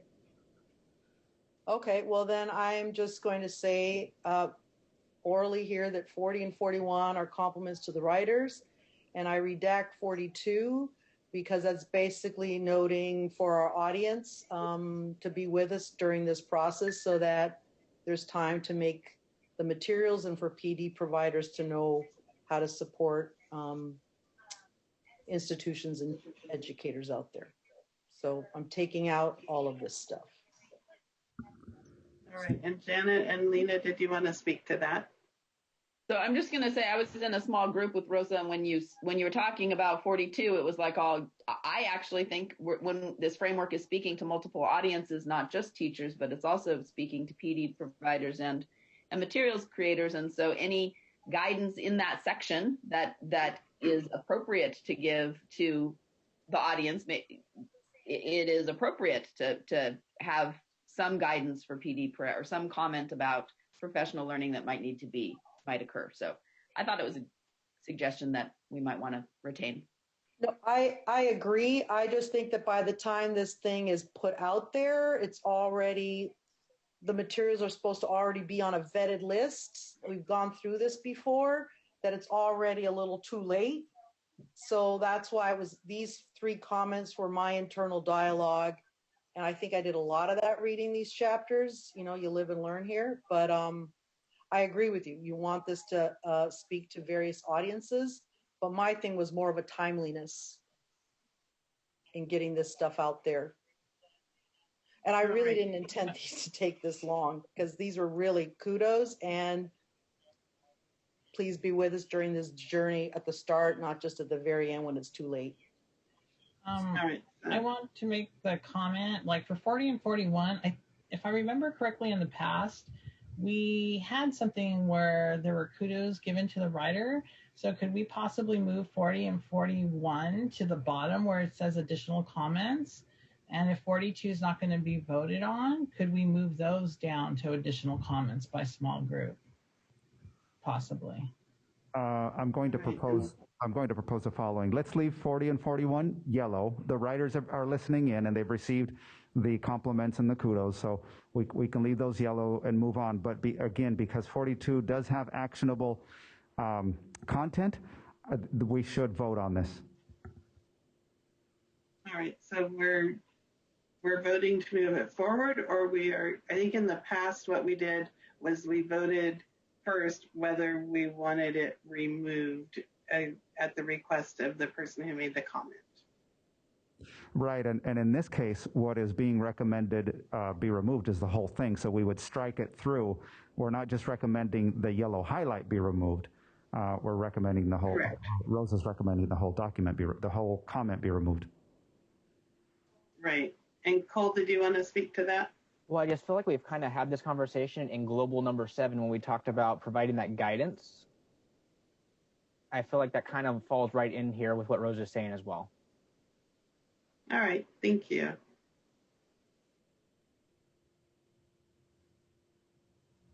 And there's number 7. All right, so first we're going to vote whether we are agreeing with Rosa's request to strike number 42. So if you could please indicate a yes vote would mean yes, you're okay with her request to remove number 42.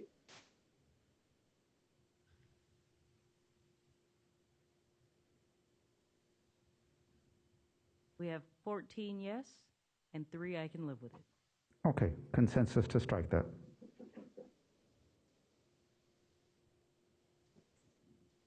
Right. Comment number 44. And that was Bernadette. Would you like to speak to your comment there?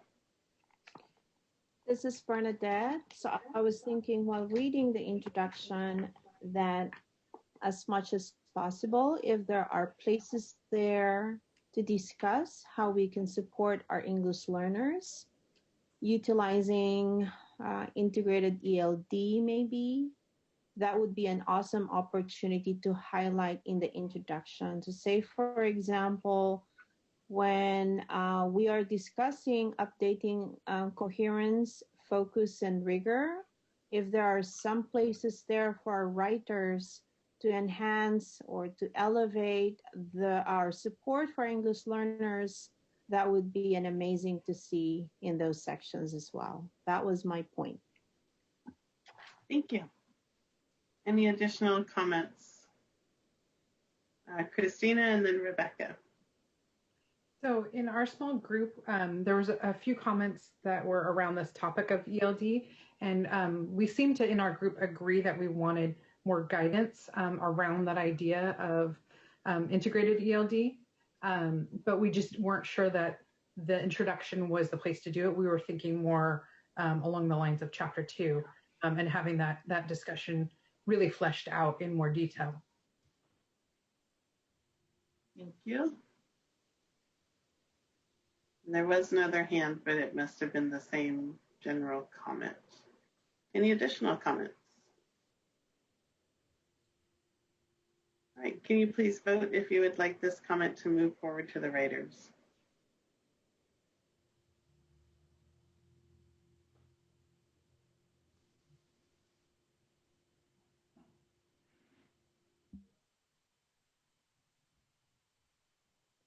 We have 6 yes, 6 no, and 5 I can live with it.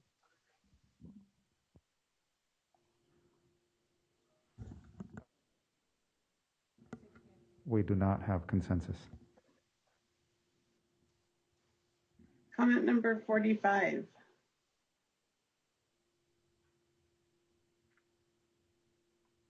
And Bernadette, would you like to address this? I was thinking there are some few notes there about inequitable access to quality mathematics education. And I wonder if there could be something where they could also touch base around instructional time or probably even access to connectivity or virtual learning and things like that. So that was my point in there. Thank you. Any other comments or questions on number 45? Stephanie. I'm just wondering if the introductory chapter is the right place for that. That's all I'm wondering. All right, thank you. Any additional comments?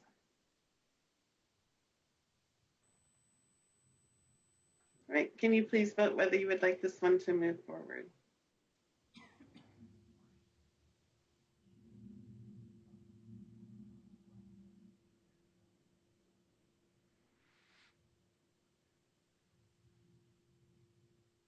We have 4 yes, 6 no, and 6 I can live with it. We do not have consensus to move this forward. Thank you. Comment number 46.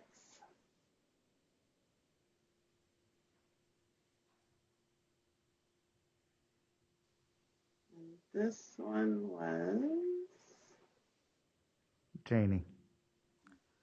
And Janie. Oh, that's right. She's not here. Janie is not present today. So similar situation to Nancy's comment earlier. You can vote on it as is, but she will not be here to clarify any of it. All right. We have a few hands. Lori Freermuth, then Cole. I think after listening, this is just from listening to the conversation before, if this framework is not going to include major clusters versus additional or supporting, in the middle school chapters, the K-8 chapters, then we probably don't want it in the introduction. That was just my thought. All right, thank you. And let's see, Lindsay, you still have your hand up. Go ahead. Sorry, I just lowered it. I was going to say the same thing, that it should be in the TK5 and the 6-8 chapter if it's anywhere. All right, thank you. Any additional comments? I see no more hands. Would you please vote on number 46?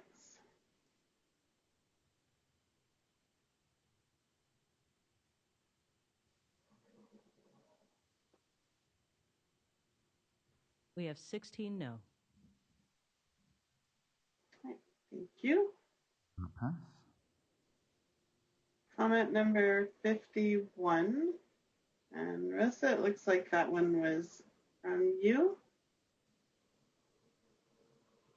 Well, I think the direction in the template was if you thought there were corrections to be made, and it made it sound like we've been doing Common Core since 2010. And I don't think that's true in California. So I was just pointing that out in terms of being accurate with our information in this revision. Right. Thank you. And Ben, you have your hand up. Yeah, I just want to clarify a little bit that the Common Core did become the state standards and officially enforced in 2010. It's true that the standardized tests didn't reflect the Common Core for a few years after that, but technically they were the standards of the state beginning in 2010. So that's where the trenches and the intent collide, because no one took any of those standards seriously, knew even what the acronym stood for until they were told CST was not going to be the assessment.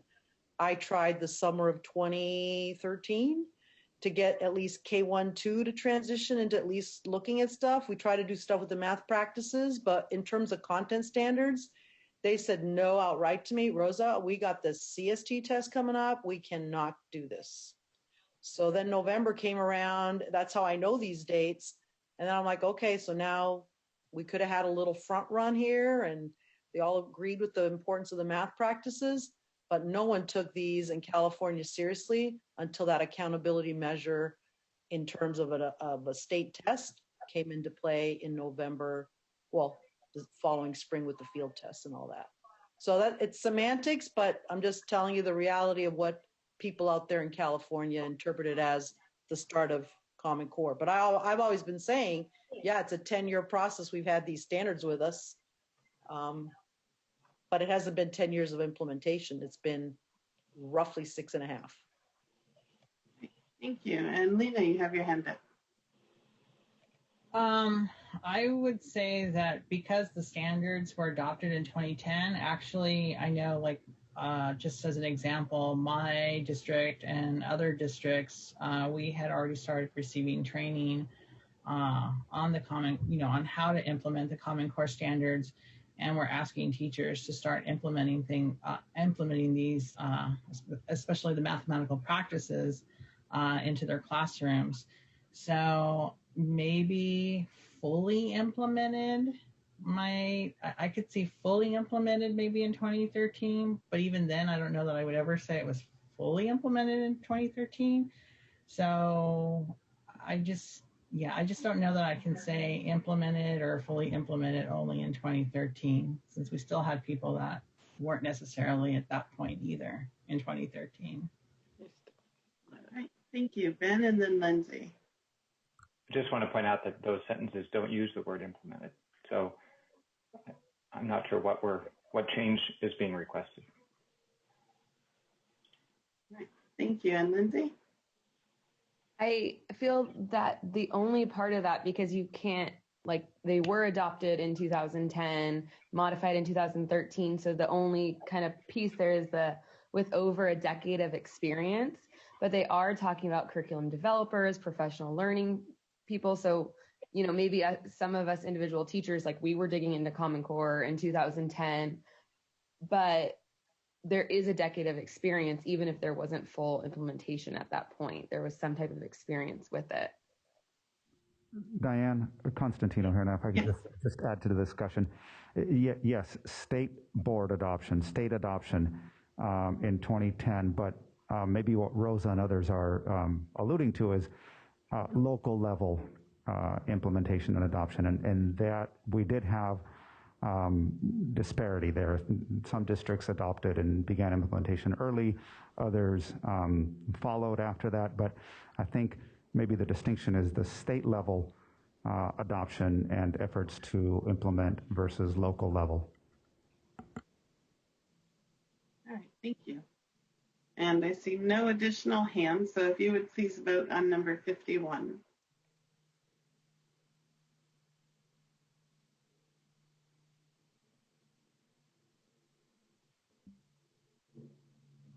We have 15 no and 2 I can live with it. All right, thank you. Comment 52 is to add transitional before kindergarten. And that's me. And I was just thinking, since we are supporting TK 12th grade, that it would be important to have that in that first line. It's correct. It is a TK through 12 framework. All right, any additional comments? All right, can you please vote on number 52?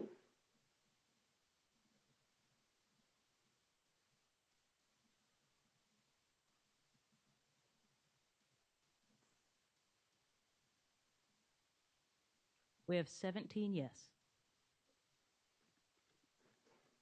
Thank you. And comment 53, remove the word consider. And that's also me, because the sentence currently reads, as one example, consider systems considered in more detail. And I just didn't know if that made sense. Maybe one of the either consider or considered needs to be removed. On line 63 and 64. Any additional comments? Christina. Just to clarify with voting, because are we putting forward just to remove the word consider, or are we putting forward revising the sentence to read more smoothly? The way it's written, it would remove the word consider. But I am also okay with either. So if there is a more consensus, go the way. I just right now it doesn't read very clear.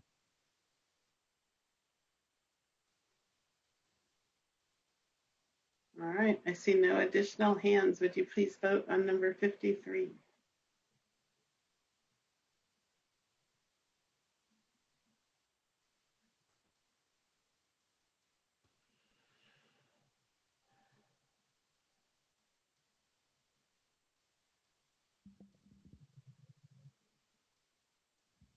We have 1 yes, 4 no's, and 12 I can live with it.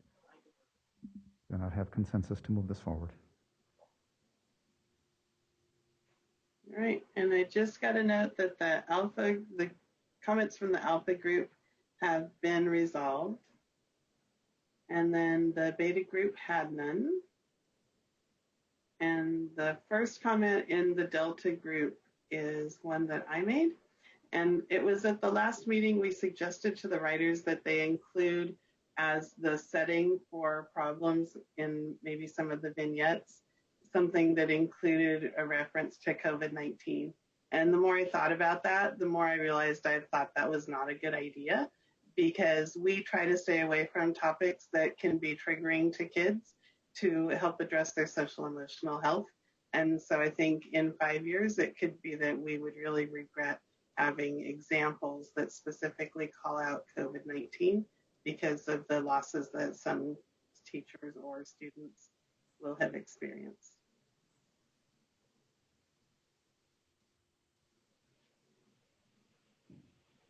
And are we voting on the additional comments also? That is correct. Okay. Any other comments on this one? All right, I see no hands. If you would please vote whether you want this comment to move forward to the writers.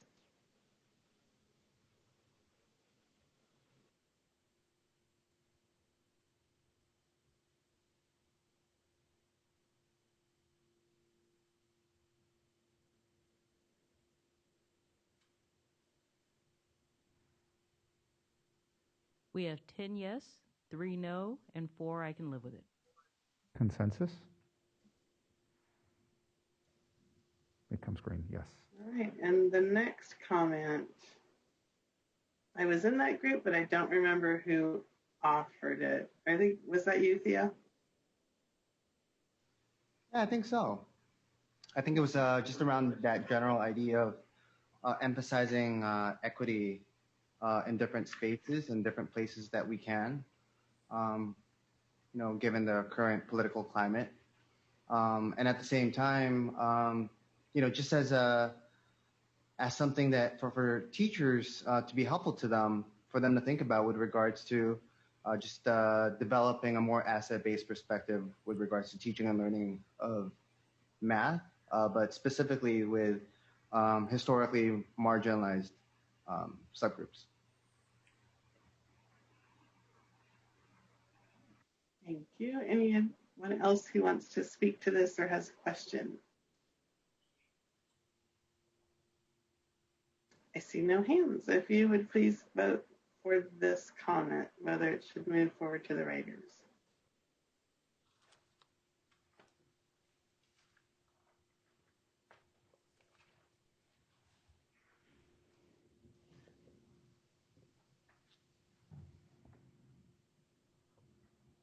We still have 1 vote outstanding.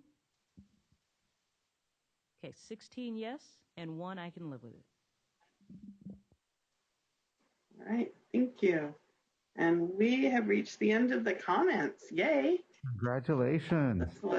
Yeah, this was a really smooth process. Thank you. That is awesome. All right, are there directions? Yeah, are there directions before we head to break? Yes, we have some announcements. So let me bring up the presentation again. But I did want to say congratulations to the group. And Director Coates will make some comments. Great.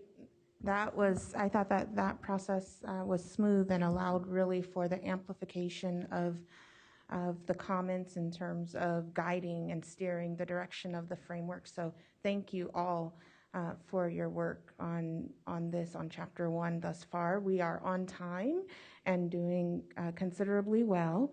So our next chapter, that we'll do a break and then we'll come back to small group sessions. And our next chapter is Chapter 2, which is Teaching for Equity and Engagement.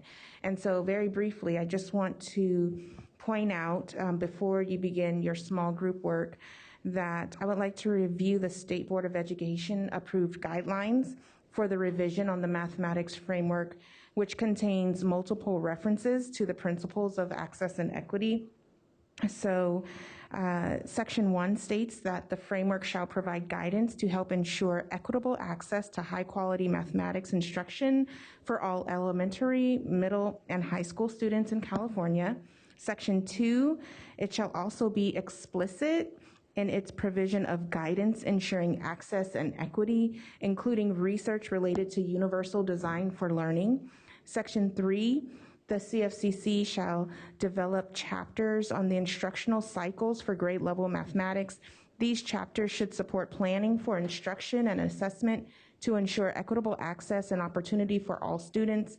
They shall provide A3, guidelines to support the integration of the principles of universal design for learning and first instruction for all students, including multiple means of representation, giving learners various ways of acquiring information and knowledge, multiple means of expression, providing learners alternatives for demonstrating what they know, and multiple means of engagement, tapping into learners' interests, offering appropriate challenges, and increasing motivation. A5, examples of differentiated strategies in mathematics classrooms with students that display a wide range of talent, skills, needs, and ability.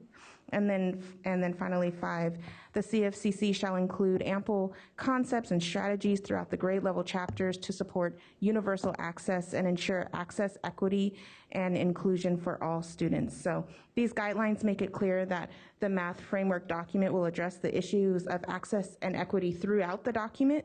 And so to further assist you in ensuring that that takes place, you've received and had the opportunity to read the access and equity chapters from a few of our other frameworks, including the ELA, ELD framework, history, social science, and the science state board approved frameworks, so that as you review this first iteration of this chapter, you could provide feedback that's in alignment with other access and equity chapters. You've also received public comment on the matters of access and equity that have been available to you as well. So we'll now go ahead and take a brief break for regrouping, and small group work will begin at 1:50. See you there.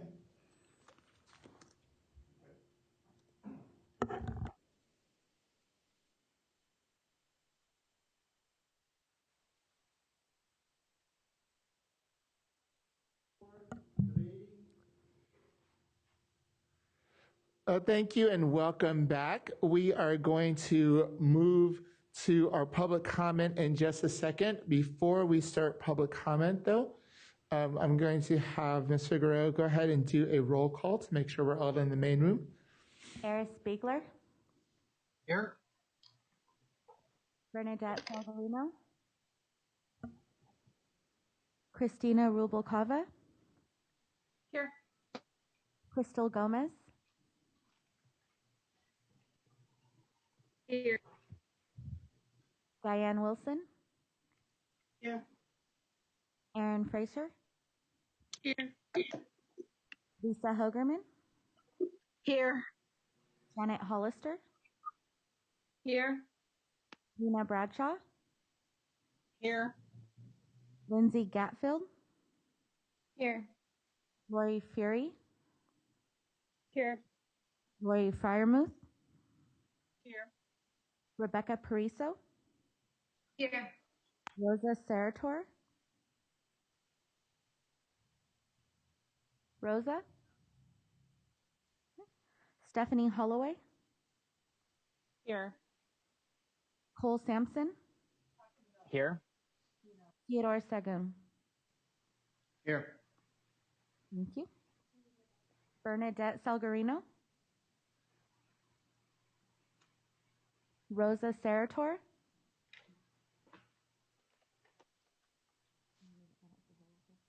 Thank you. Okay, thank you. Next, we will open our meeting to public comment. Members of the public are encouraged to make your comments by calling in the number on the screen and pressing 6 to be added to the queue. Once we're connected, we will acknowledge our commenters in the order that they called in. You will have 2 minutes for your comment, at which time we will announce time and move on to the next person. As always, please follow the rules of decorum and respect with your comments. You may also submit your comments in writing, as many people have already done, to the Math Framework mailbox at the address shown here. Written comments will be provided to the CFCC members and made available to the public, but will not be read aloud. Before we start, we need to mention that there's a delay in the live stream. Therefore, we will allow a few seconds for that.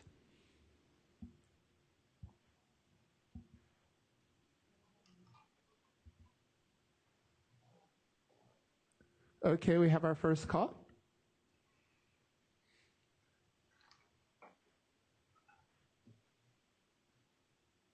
Caller, you can begin. Good afternoon, committee members. My name is Veronica Torres McLean, Biliteracy Consultant at Loyola Marymount University Center for Equity for English Learners. Our center supports the work of schools, school systems, and policymakers through an assets-based approach to advance policies that promote equity and excellence for English learners, dual language learners, and advanced multilingualism. In partnership with 11 other organizations who submitted a letter on August 4th, we respectfully offer recommendations for Chapter 1, Introduction to the Math Framework. Overall, this chapter presents the opportunity to prioritize equity issues in mathematical instruction and advocate for an important paradigm shift in how math educators address equity. The section Mathematics as a Gatekeeper or a Launchpad is a good starting point. We suggest that the commitment to equity be explicit in each chapter with specific attention to English learners. We offer 3 recommendations. 1. Regarding student identities, we propose expanding this construct and providing recommendations to advance educators' understanding of diverse identities. This will help center educators' knowledge of who their students are in order to develop culturally responsive and asset-based instructional approaches. These more developed introductory section can be referenced in other chapters to provide a consistent and coherent message. 2, provide specificity to strengthen the list of overarching principles to promote equity. The phrase all students can be defined to highlight and encompass all students regardless of race, gender, language, or class to address the inequities from exclusionary policies and practices. And 3, in the section that discusses the misconception of talent and giftedness and the section addressing rigor, we suggest the expansion of the discussion and inclusion of information on how these ideas and biases also impact educators' perceptions of traditionally marginalized groups of students along the lines of race, class, language, and gender. Thank you for the opportunity to be part of the revision.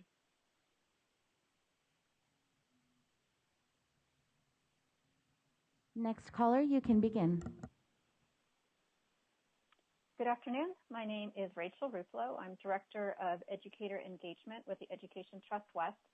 The Education Trust West is one of 11 organizations that submitted a joint public comment letter to the committee this week stemming from our review of draft chapters 1, 2, and 8. My comments today are specific to chapters 1 and 2. We're thankful for the opportunity to continue to be engaged in this framework revision process. Our goals are to support the development of a strong math framework that centers equity as a driving force in the framework content and the implementation process, and specifically to improve equitable access to standards-aligned high-quality curriculum and instruction for English learners. We believe that for the framework to be effective in addressing access and equity, it must address instructional, structural, and systemic barriers to equity. Therefore, we continue to call for the framework to include a chapter focused on research-based policy and practice recommendations for increasing access and equity across all of the domains, instruction, structures, and systems, while also explicitly illustrating how these practices play out in each of the framework chapters through specific examples, vignettes, and references to research and resources. Chapter 1 references the racial, gender, and language inequities that have resulted from exclusionary policies and practices, and states that the framework chapters will include guidance on practices to address these inequities. However, in its current form, Chapter 2 does not provide sufficient examples or guidance for what equitable math instruction actually looks like. The vignettes do not show how teachers can differentiate their instruction to reach all of their students. There is especially a need to add examples that illustrate the practices of integrated English language development that were addressed earlier in the meeting today on the presentation about English language development considerations for math teachers. We urge the writers and the committee members to seek out and include more culturally relevant and sustaining practices and examples. That's time. We'd like to thank the committee and the writers. Thank you. Next caller, you may begin. Hello, hello committee members. This is Manuel Buenrostro, a policy associate with Californians Together. And I again want to express my appreciation for the staff, writers, and members of the CFCC committee and your commitment to improve the chapters and make sure that they consider the concepts of equity and access. I'm again calling to show my support for the letter that was submitted in conjunction with 11 other organizations. This letter includes specific guidance for chapters 1, 2, and 8. And we continue to push for the concepts of equity to be infused within the framework. I'm also very appreciative of the presentation on both integrated and designated ELD that you were all a part of this morning. It was great to see that conversation happening within the committee. And we hope that the resources shared and the guidance will be incorporated throughout the framework as well.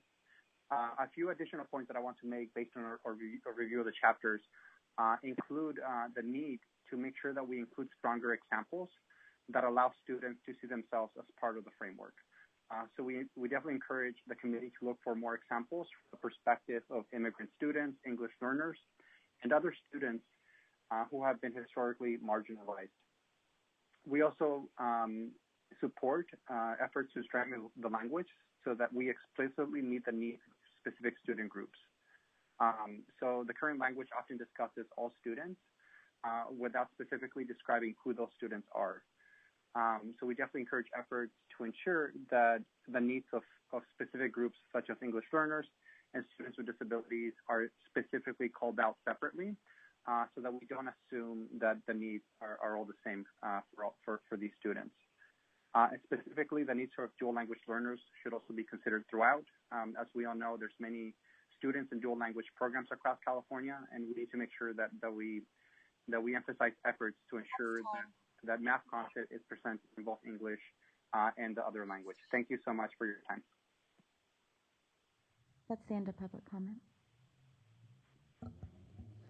Okay, thank you very much. That is the end of our public comments on the line.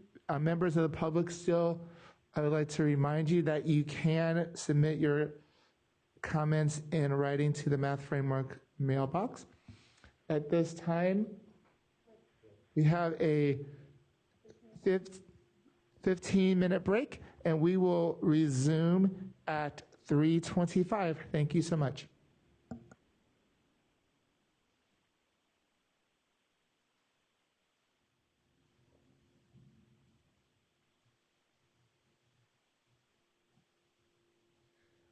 Okay, ladies and gentlemen, welcome. It's time for us to come back before we get to our consensus group discussion, and our co-chairs are going to take a roll call to make sure that we're here and ready. So after roll call, we'll have Lori Farmuth, our co-chair, share some points. So our roll call. Eris Spiegler. Here.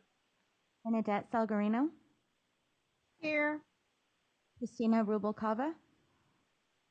Here. Crystal Gomez.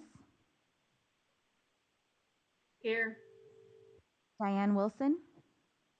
Here. Aaron Fraser. Here. Lisa Hogerman. Here. Janet Hollister. Here. Nina Bradshaw. Here. Lindsay Gatfield. Here. Lori Fury. Here. Lori Fryermuth. Here. Rebecca Pariso. Here. Rosa Sarator. Here. Stephanie Holloway. Here. Cole Sampson. Here. Theodore Sagoon. Here. Thank you.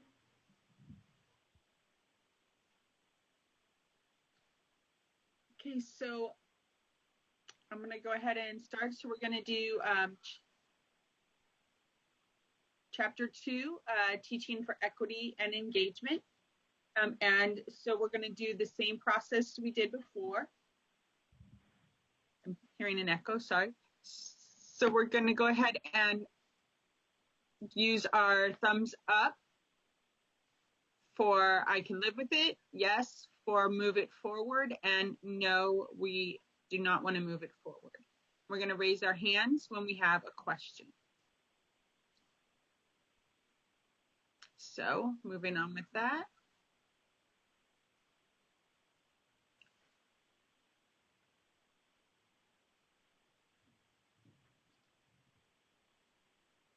Okay, so here are our comments. So the ones that are already struck through are the ones that we already agreed to remove in our small groups. And our ones that are yellow are going to be the ones that we need for discussion. So we're going to start with our global. And remember, you can find those voting underneath the participants. Okay. So we're looking at comment number 2. I believe, Christina, this is your comment. Would you care to explain? Sure. And I know that some of the people that we're highlighting were thinking it's kind of a formatting thing. But I was thinking kind of bigger picture. So consistency in how we do headings throughout the whole framework, not just within this chapter. But if we have, a major heading, subheadings, just that we're consistent so it makes it easier to read and more smooth throughout the whole document. Okay. Any other comments on this? Please raise your hand.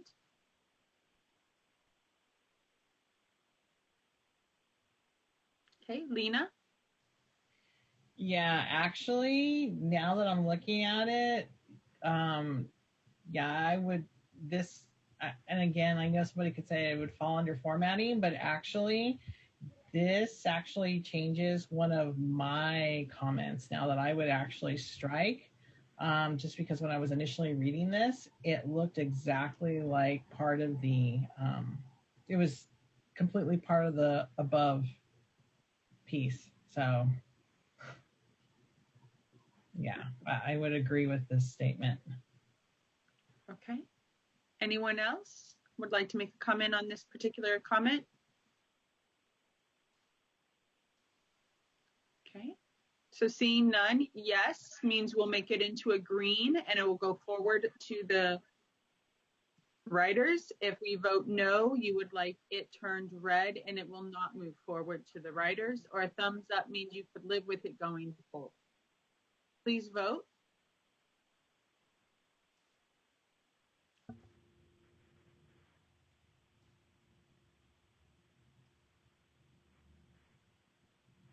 We have 10 yeses, 1 no, and 6 I can live with it. Okay, so the comment is consented upon. Okay, so moving to comment number 3 about the vignettes. This is actually my comment. As a high school teacher, I noticed that all the vignettes were, there were no vignettes in this chapter from high school. And also that some teachers in the vignettes were actually called by their first name, even by the teacher or even by students. And then in the other vignettes, they were addressed as Mr. or Mrs. And I would just like consistency in how we address the teachers throughout the vignettes. Obviously, I'd prefer Mr. or Mrs., but, and then I'd like to see if at least one of the vignettes changed to be a high school vignette. And Lindsay, and then Aaron. So I know our group, we were highlighting this mostly because we felt like it was two very different things. The first thing that there needs to be a high school vignette, and we agreed with that for sure. And then the conversation about the Ms. or Mr. or whatever it is was very separate. And so that's why we kind of wanted to discuss it, see if we could separate the two. And then we, I was bringing up the point that it is inconsistent though between schools. Some schools are more formal than others. Some schools do let them use their first name. And so I think showing the variety represents more people, in my opinion.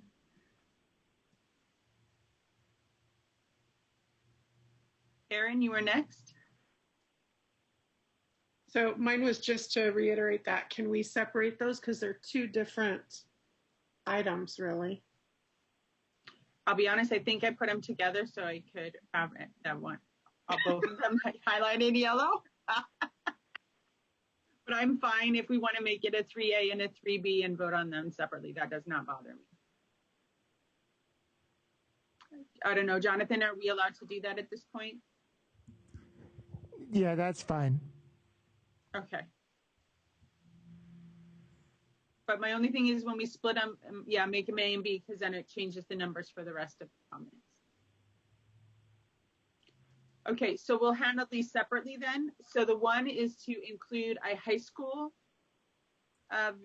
vignette. Are there any comments on the high school vignette? So we'll take it as 3A. Okay, Rebecca? Well, technically, isn't one of the vignettes a high school one, but just misplaced in 8th grade? Sort of, yes. So do we need to just change the grade level standard of that one, or are you suggesting a different one? I think there's a lot of hubbub about that vignette, so maybe that'll come up later and maybe it will just turn into a high school vignette. Okay, any other comments? Okay, could we go ahead and vote?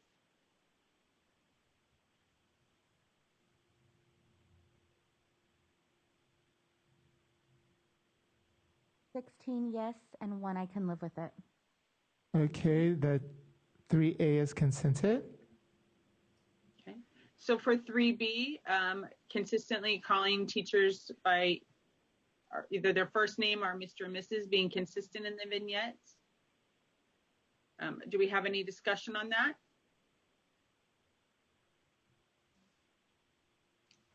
Okay, seeing no hands, let's vote.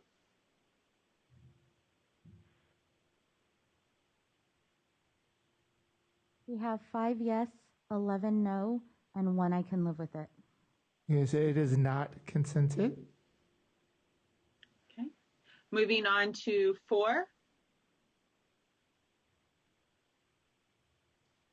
Eris, I believe this is your comment.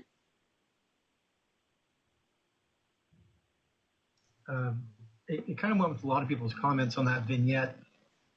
I just didn't think that this vignette about some farmer and her fencing was really relevant to most students. That was kind of my comment. I thought we could come up with something better than that for just a modern time. Okay, Stephanie and then Cole.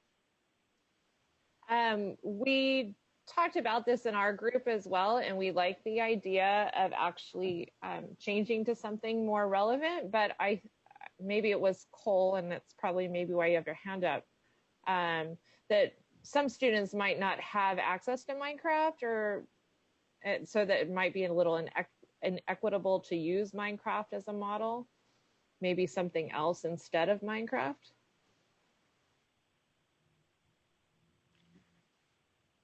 All right, anyone else? I can just say that we have to remember that a large portion of California is in fact agricultural. So that was my thought. Okay, Theo and then Bernadette. Yeah, I was just going to speak to just that general idea of when we get into conversations about culturally relevant, we have to think about relevant for whom, right? Okay, thank you, Bernadette. It's the same as what Theo and Aris has mentioned, the relevancy and how might that look for a lot of our kids. Okay. All right. Any other comments? Okay. Christina? I just want to clarify before we vote exactly what we're voting on, because the actual comment itself says, how about using Minecraft as a model? Like that's the actionable piece. So is that the piece we're voting on, specifically using Minecraft, or are we voting on just making it more relevant? So those are two different things. I don't know. When I read it, I took Minecraft as a suggestion. I can just tell you how I read it, but it was more about making it more relevant, not necessarily using Minecraft. Aris, would that be a fair? Yeah, the idea wasn't to use Minecraft. It was just, I think Minecraft's #1 selling game ever. So students definitely don't have farms, but they might have, I'm sure that they've heard of Minecraft. I don't think anybody in this room hasn't heard of Minecraft, even though most of us probably haven't played it. But I was just thinking something that's just a little bit more student friendly, something they're used to. I don't care about Minecraft at all. It doesn't make any difference to me. Okay. Okay, so Lindsay, and then we'll maybe call for a vote. I was just going to add about the Minecraft piece of it is that we use free versions of like Minecraft for coding and stuff all the time in classrooms, and at least in our district and stuff, and code.org I know has other things with like Hour of Code. And so I think that even students who may not have access to Minecraft in other ways have still seen it incorporated. They still have the opportunity to see it incorporated in other places where it's free and, you know, with schools having technology. Okay. All right. So I believe it's been amended to be writer's discretion. So I'm going to go ahead and call for a vote. Do we want to send this forward, or do we want to redline it? Please vote.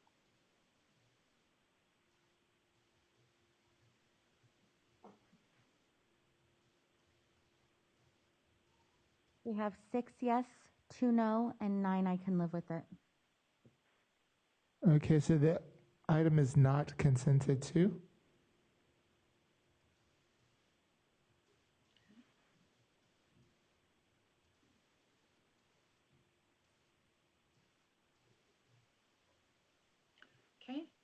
So we are now on comment number 9.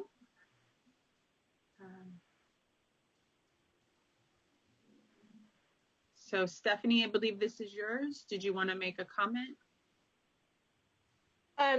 Yeah, we talked about this in our group as well, and I wasn't suggesting like a large section on assessment because I know there will be an assessment chapter, but maybe something that discusses assessment. That way, once they get to the assessment chapter, it's not the first time they're hearing about equity and assessment because that's still part of an equity issue, is how we are assessing kids. Okay. Any other comments on this?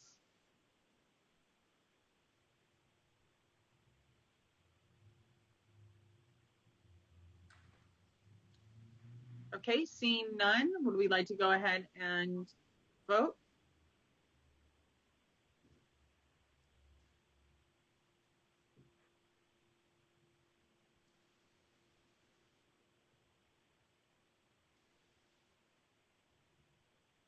We have 10 yeses, 5 nos, and 2 I can live with it. So the item is consented. So we're going to go ahead and move on to number 10.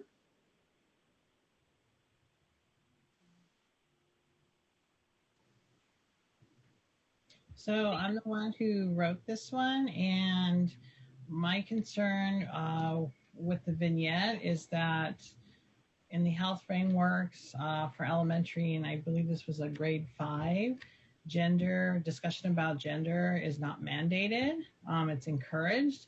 And so in terms of if a teacher was going to use this as an example or model, if the vignette stays, then I would like to have a reference to the health framework because it does give some specific guidelines in terms of what's age appropriate, and also my provider resource for teachers who would like some further information in terms of talking about gender identity in the classroom. Okay. Any So other? it's really California Healthy Youth Act within the health framework. So that's my concern. I would want a reference to that. And then I think, I know Stephanie had brought up in our group the FAIR Act, and I couldn't remember what the name of that is. And I don't know if this is, if even that FAIR Act could also be mentioned in here, in the framework. I know that's something else separate, but it's just something to think about. Okay. Any other comments or questions?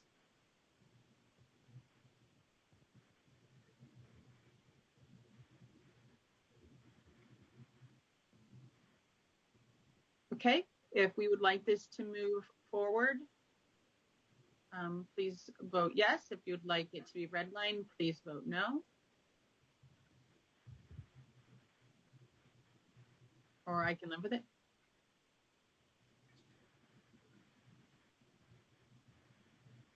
We have 12 yes and 5 I can live with it. Okay, the item is consented. Okay, number 11 is actually my comment, and I apologize for not making it actionable.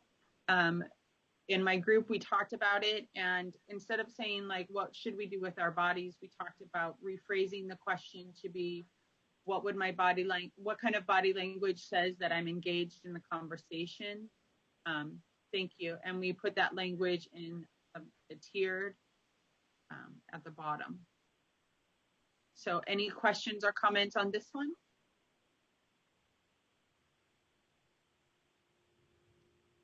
And Lori, there's the fourth word. It should be, what should we do with our bodies? As it says, yeah, it should be what should we do with our bodies. I might have made a typo. Okay, just checking. Mm-hmm.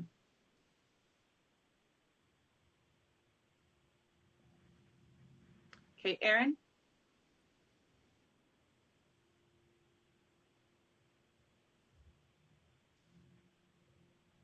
Aaron? Are we voting to just take the sentence out, or are we voting for the tier 4 language? Because if so, can we see that? Yes, we should be voting on the tier 4. There it is, right there.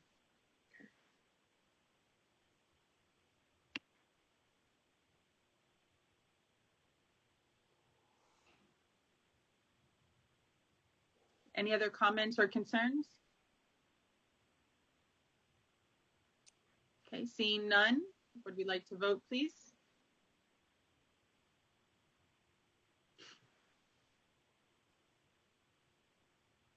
$15 yeses and 2, I can live with that. Okay, it is consented.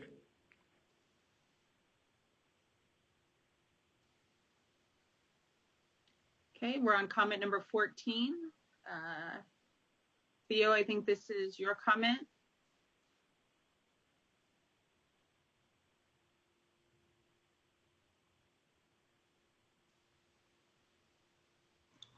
Let me find my notes.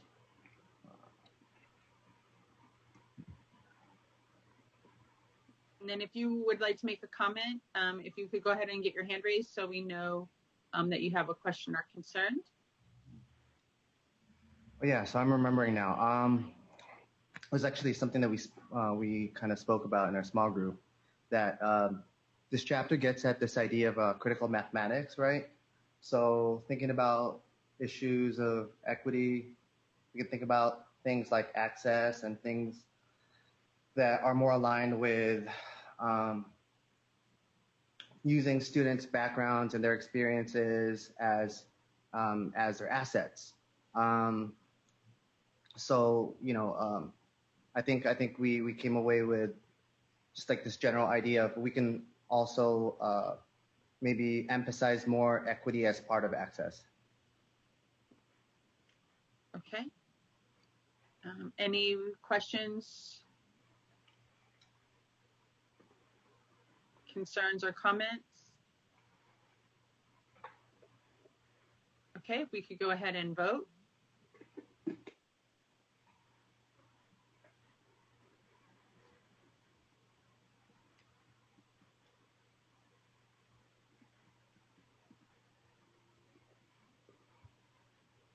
We have 11 yeses and 6, I can live with it.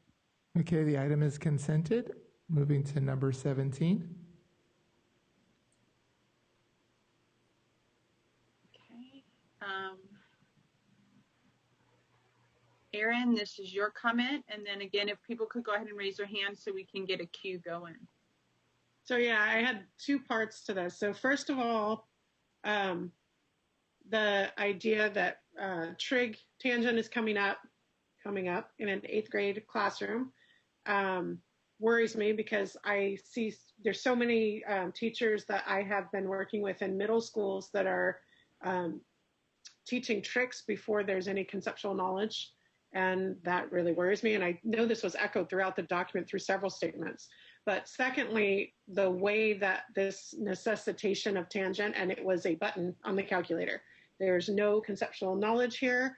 I would rather, if this is what they want to, the vignette that we're going to use, that it's changed to a snapshot of the task, not the whole thing where, you know, the teacher told me how to use tangent, the TAN button here, I'll show you.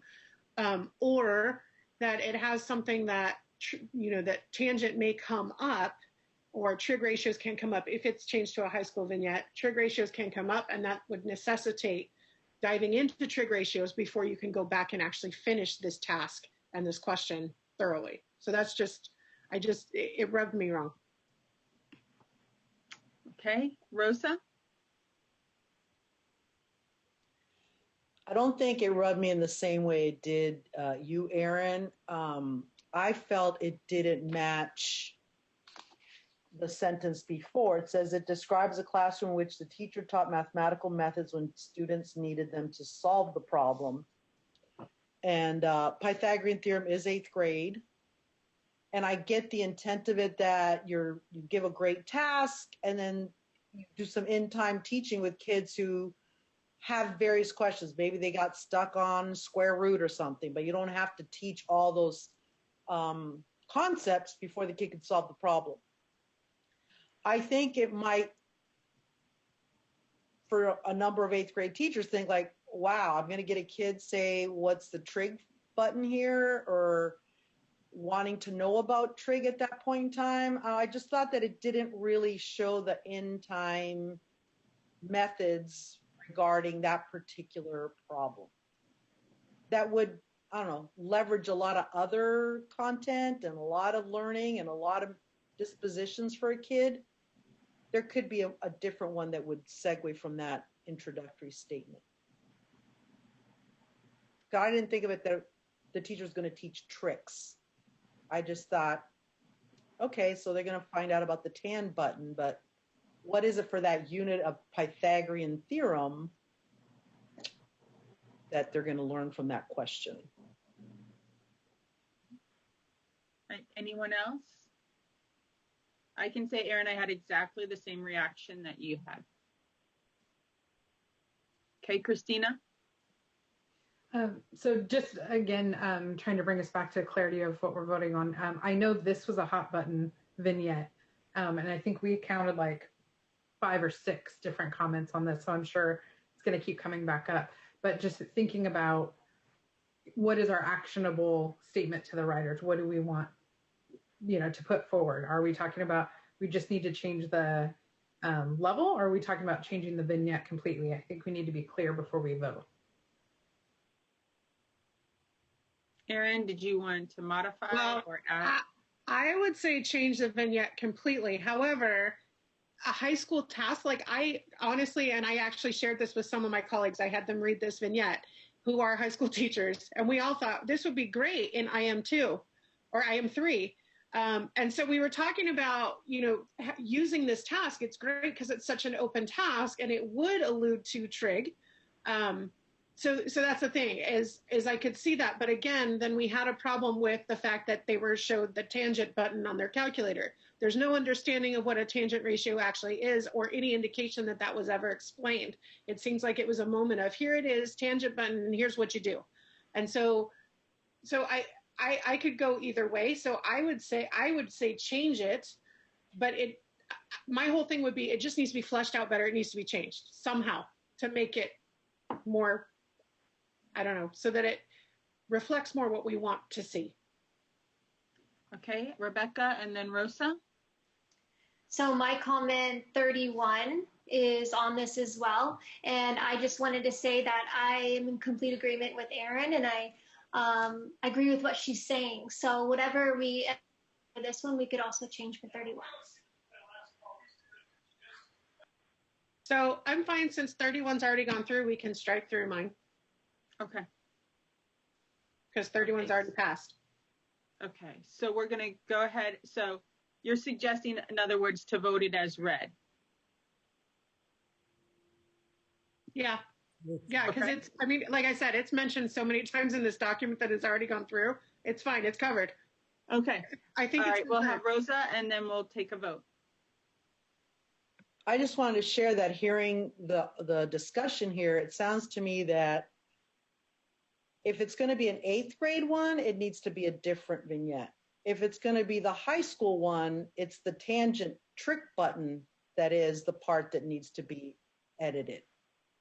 Right, and I think when we looked at comment 31, it said either change the vignette to a different level, to change the grade level of the story, or change the vignette to model 8th grade standards, California standards. Well, but Pythagorean theorem is California 8th grade standard. But that doesn't come through in this vignette. Right. To me, the Pythagorean theorem didn't come through in the vignette. It was the trigonometry that came through in the vignette. And if you look, there's a comment 30 is already through, 31 is already through. I think the writers are going to, and I think there's more on this as well. I think comment number 20 is on this vignette as well. Yeah, I would just say the point's been made. It's out there. They're going to hear it. So I moved to strike. Okay. All right, Lindsay? Is there a spot, though, that passed through already that talks about your shortcut? How you were saying, it's going to the shortcut. Are we building that conceptual understanding first?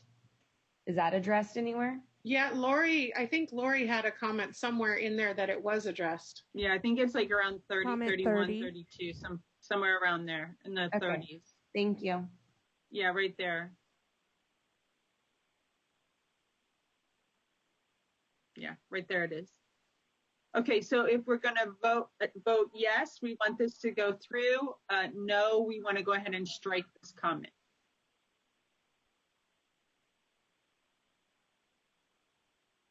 So if everyone can go ahead and vote.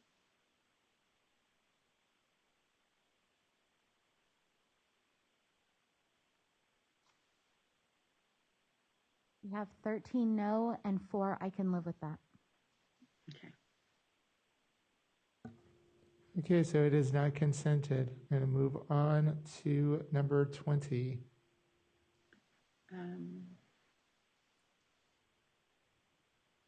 I think it's addressing the exact same vignette. So any comments? I submitted this one, and I'm gonna say you guys can strike through it if you want. It brings up the same point, and also, as we talked in my the smaller group, they actually highlighted in red because of I got the impression that the kids were sitting on the rug, and it was shown to me that that wasn't the case. So we can take it out. That's perfectly fine with me. Okay. I'm just going to go through the process. Any other comments on Lisa's any comments on Lisa's comment? Okay. Seeing. Wait, hold on. Let me scroll up so I don't miss a hand. Okay. So let's go ahead and vote. Green, we're going to send it through. Red, we're going to abide by Lisa's wishes and strike it out.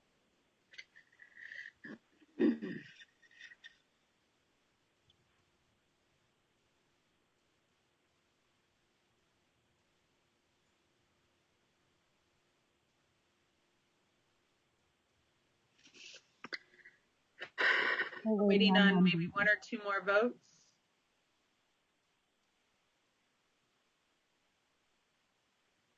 We have 17 no's. Okay, so it's not consented. We have 17 no's. And let's look at 21. Okay, Lisa, I believe this is yours as well. Yes, and my feeling behind it was that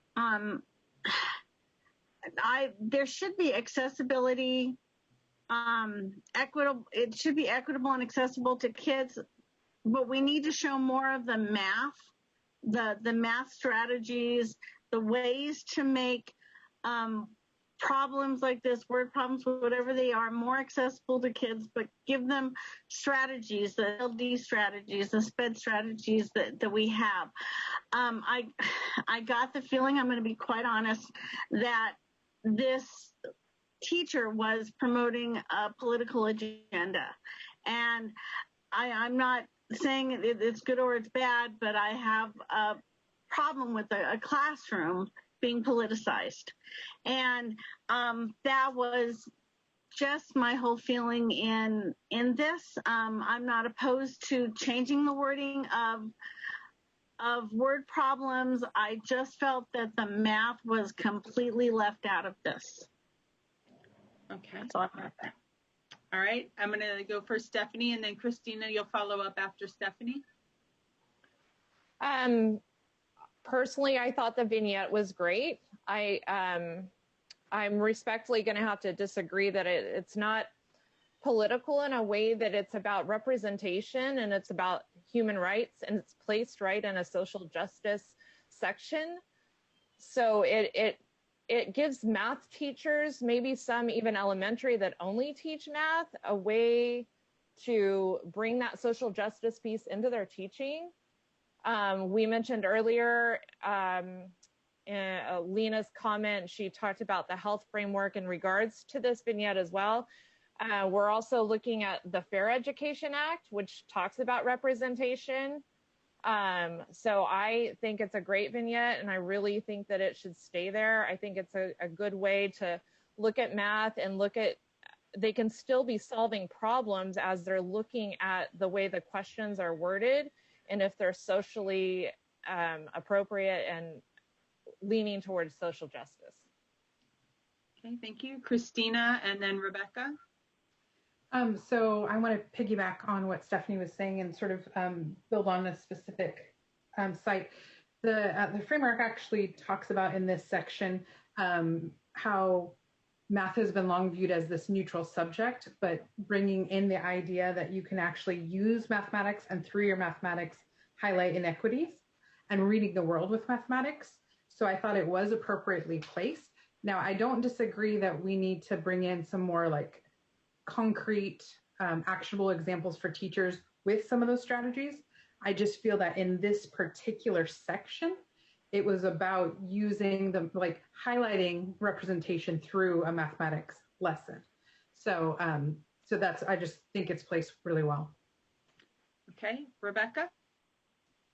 This comment goes with my comment that I also made and is highlighted on page, comment 33.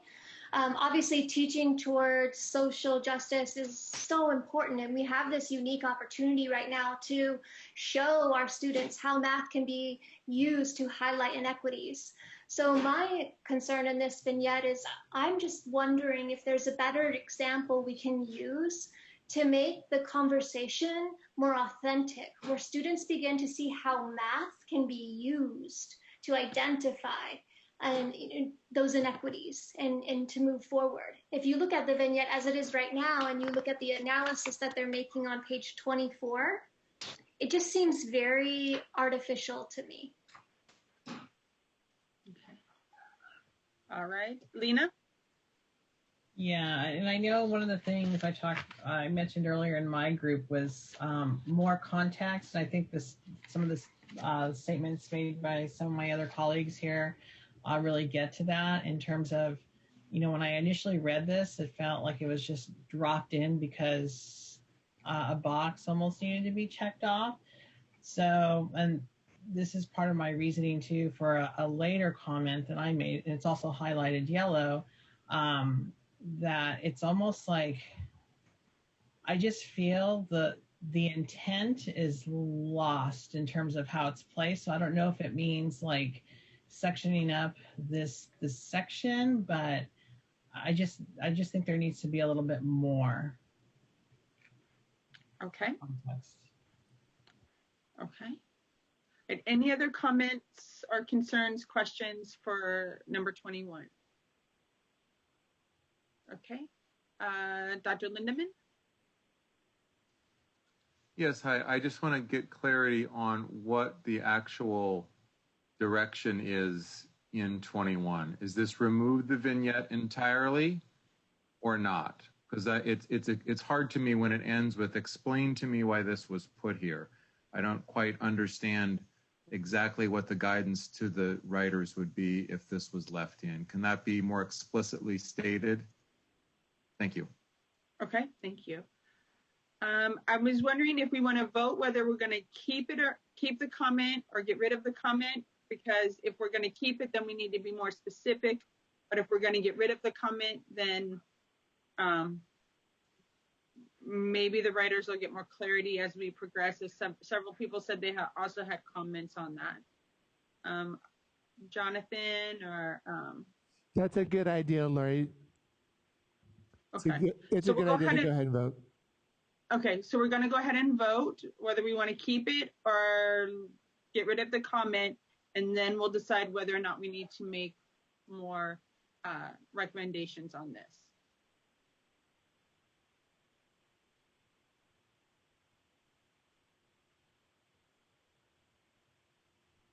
We have 3 yes, 13 no's, and 1 I can live with it. Okay, so the comment will not move forward. Okay.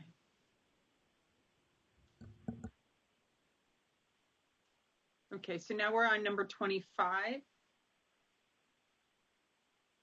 Yeah, and this was my comment. And again, it kind of ties back into, it's almost like the section 3 here, which is where it starts on 374. It almost seems like it could be broken up into two, like, and I don't know. I look back at the introduction of that section of section 3, teach towards justice, and I just felt like the vignettes that were provided, it's what I felt like what we're trying to get at, like, and I didn't know how to word this, but I just put representation. I think or for that first essentially vignette, and then you go to social justice, it's almost like I feel like there's two strong sections within that justice section. And right now, the way it's written, it's just kind of, I just feel like two major ideas in there should really be called out. And I just don't know if it's just separating it a little bit more within that section. So that's why I put my comment there. Okay, Christina? Then, yeah. Oh, I'm sorry, Lena. I thought you were That's okay. Okay. My question is kind of posed to Lena and then the group at large, but are you saying that you feel like the vignettes needed better framing so it's clear what aspect of social justice they are addressing? That could do it. Yeah, because it just seems like everything blends, and it's just like I want the emphasis to come through that the vignettes are trying to emphasize. So yeah, it could be just as simple as the wording to maybe make the introduction stronger to them. And that's kind of why I felt like right now I would like it separated. But yes, I think that would be a great way to go if the wording could be strengthened. So maybe changing my comment. Because I was having a hard time writing this at the time when I was thinking about it. Like, how could this really be done? Okay, so Lena, Christina, could you repeat what you said? I think the recorder was going to maybe add that to this comment. Could you say what you Sure, yeah. So I said provide a better framing for the vignettes so it's clear what aspect of social justice they are addressing. Yeah. And that'll take care of, and with that would basically take care of the part 2. Okay. Yeah. So Lena, you're does that help you feel like you're clarifying more what you mean? Yeah. Okay. Mm-hmm. All right. Any other comments on this? Cole? Can we just break that sentence Christina gave us into like a number 2 or 3, just so we don't vote on that top part, but just providing the framing? I'm okay with deleting the stuff before it and just leaving the suggestion made by Christina. Maybe also, do we want to leave the line numbers so they know where we're referencing? Yeah, let me just double check. It's 374 through 60, technically 480. Yeah, 480.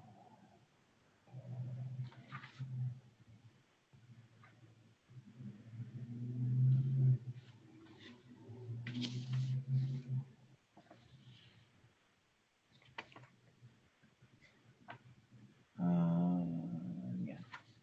Actually, I'm sorry. No, it's not 480. It actually goes all the way through 605. So 374 to 605? Yeah. Because now the way it's stated would have to, it's actually, it would encompass all that. Okay. Any other comments on that? Okay. So let's go ahead and vote on the revised comment.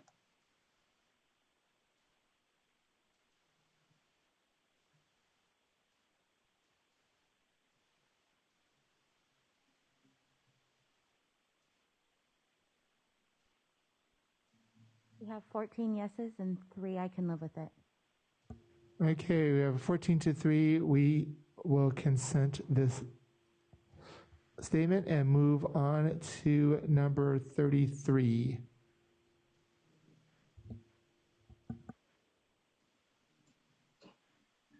I already talked about how 33 goes with 17, so I'm not sure if you guys wanted to, if you like this statement or if you want to just get rid of this one as well.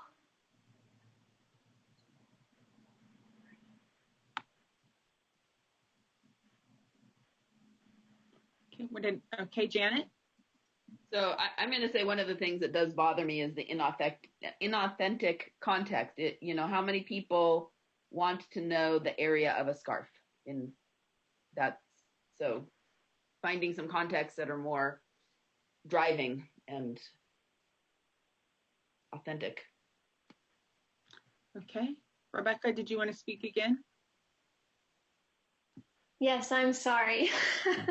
I just, I was inspired after Janet's comment, and I completely agree. I mean, you have to look at this is our once, this is a huge opportunity, and we have the opportunity to bring social justice within the math classroom in a meaningful way. And is the scarves and the yarn, I mean, is that the kind of conversation we want our students to be having in class, or do we want it to be focused more? I mean, it could even be on gender identities, but something that is, and highlight those inequities in society, bring it in, make it real. Okay, thank you. Lori and then Stephanie. I have just sort of begin to be aware of a pattern that we're experiencing as a group of some of the issues that come up that are sensitive, such as COVID-19, are authentic and relevant, but they tend to be not easily accepted as part of this framework because potentially of the activations that students might have. And so it seems like we're having a difficult time balancing finding authentic and relevant topics that don't always, or that also do not activate student trauma. Okay, thank you. Stephanie? So I understand what everyone is saying about the authentic conversation. But the way I read this vignette is that the students were taking just their textbook that may or may not have those good contexts, and then they're analyzing it for social justice. So I didn't see as if they were trying to use those as math context more than just looking at something that they use every day, which is their math textbook, and just analyzing it in terms of social justice. Maybe the writers could speak to that. That's the way I read it, and I don't know if that was the intention. Okay, Lena and then Christina. I'm almost wondering, for context, it's almost as if, what if a student asks, are our math textbooks, do they contain stereotypes? It's almost like I can see it's almost like I wish the vignette could in some way almost naturally have a student ask, because I could see a student asking the question if something about stereotypes is coming up. So it could be more in the sense of just bringing up, maybe data on stereotypes. Maybe there's something related to data science, we're looking at data or just looking at what inequities there are in our society. And I could see possibly a fifth grader, just based on, looking at things in the classroom, just asking, well, if we're talking about stereotypes, could this happen in a textbook? I don't know. Could we maybe go that route? Okay. Christina, and then Christina. So we talked about in an earlier comment, having some stronger framing. And I'm wondering if that might, because we talked about it for this section as a whole, if that might also apply in this situation, because it does talk about that they're reading a story, which is sort of sparking this conversation. So I wonder if the framing was a little bit stronger about, as a result of that book, students were thinking about stereotypes or thinking about representation and wanted to use a familiar context, such as their textbook, as a starting point. If we just framed it a little stronger, then it would make more sense why they're having this conversation. Okay, so stronger framing.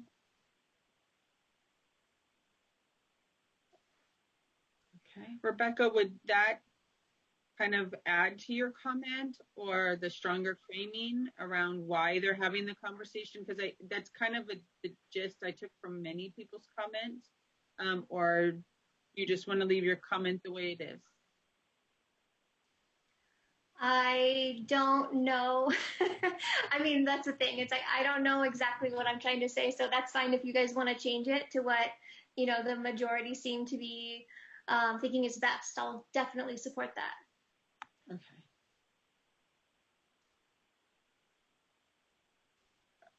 Okay, so I'm not getting a feel about editing it. So I guess we'll go ahead and vote on the comment as is.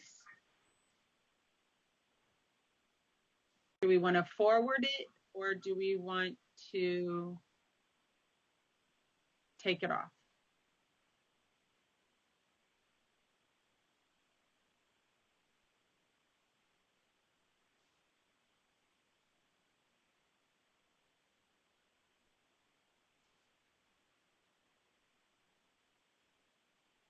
So this is Jenny, one of the members of the writing team, and I think this is a really helpful and difficult discussion. And I think that the point made around really clarifying how these conversations are coming out of what students are bringing into the discussion, how they're answering those very open-ended questions around what is said, what does it mean, and what matters.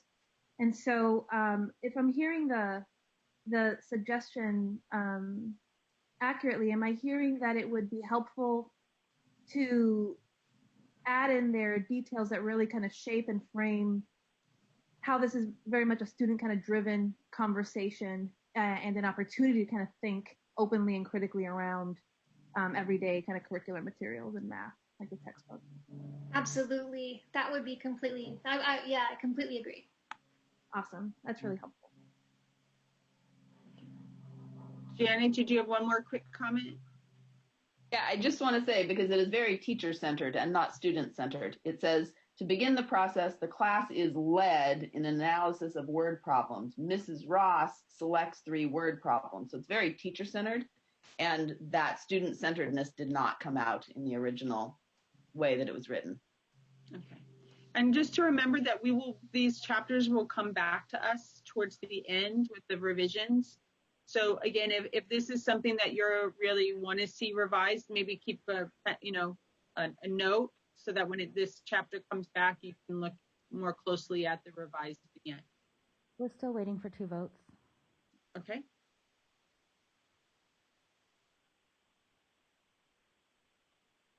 We have 3 yes, 12 no, and 2 I can live with that.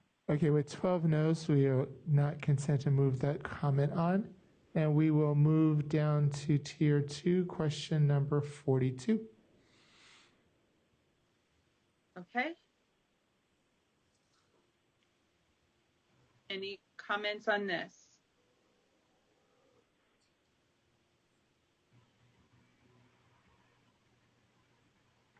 (42) and 43 got separated. Okay.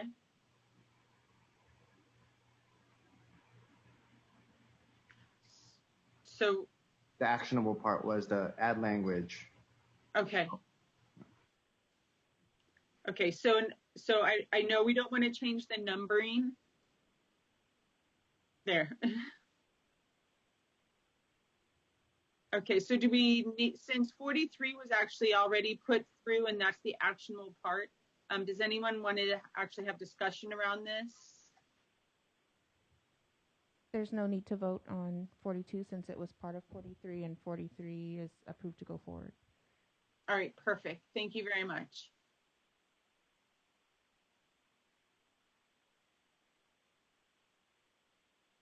Oh, we should go ahead and highlight that one green. 42 and 43. Thank you. Our next comment is number 49. I had put that one because there was a link for one of those, but there were several tasks mentioned there that didn't have links. And if we're going to link one, we should link them all, which is also serves as more resources for teachers. So that was just what I was thinking when I wrote that. Okay. Any comments on this? Okay, Rosa?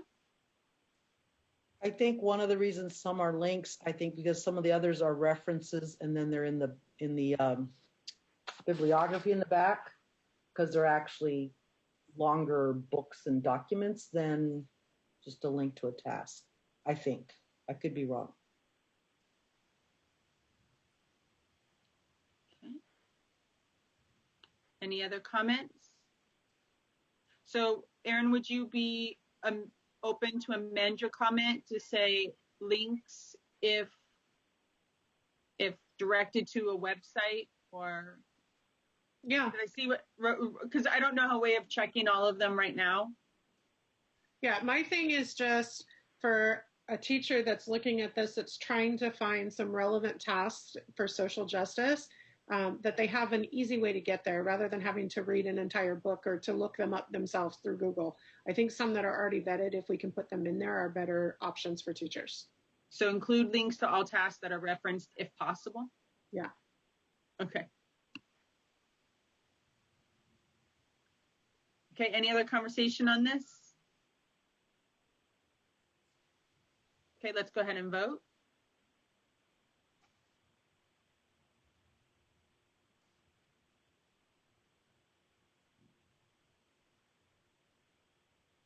Yes, and one I can live with.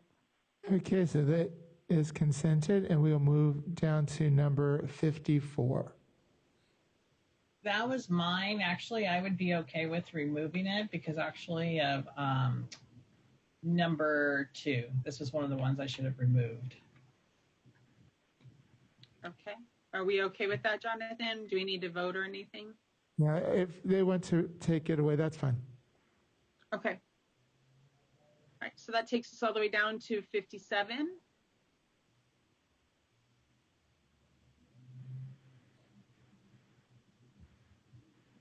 If I'm to speak to it, then it kind of goes with Erin's recent comment, because the link takes you to a great document that makes the stance clear, but then within that site, there's also things that you can buy. So if you take them to the link, that's not just a PDF of just the article, but to things that you scroll further, those are not free. And just like, well, this is a social justice book, Teaching Math for Social Justice for High School, with lots of examples in here, and that is in the reference on the back of this chapter. Where's our stance, I guess? And someone in my group, I think it was Lena, mentioned that this came up the last time we were together. What gets linked in there? What gets advocated that is free versus the cost to a teacher or a school district? Okay. Christina? So I think I know in our group, I mentioned highlighting this one, and the only reason was I wasn't sure what the specific action would be. What's the recommendation that we're making for the writer? So are we recommending that we only include links to free resources and put paid ones in the references? So I wasn't clear about what the action was going to be. And I want to thank you for posing that question, because that brings me to what I was thinking when Lisa gave her input and it said, explain to me why this is here. So to me, that's a question to the writers, because we want understanding. Instead, it was her explaining why she put it in there. And same thing here. This is like, where do we, in writing this document, stand? So to me, it's a question of a discussion for this group. It's not a let's strike it out, let's put it in, let's whatever. It's more like, where do we stand in this? Explain to me why this was put here, because maybe there was a great rationale. We never even got to hear it. So maybe these documents, because I was joking, all mine made to tier 3, so I need tier 3 intervention here. So these documents have to have a place where the committee or the writers can answer for us what the intent is for some of these things. And it might even speed it up even more than we're speeding up today. I'll stop there.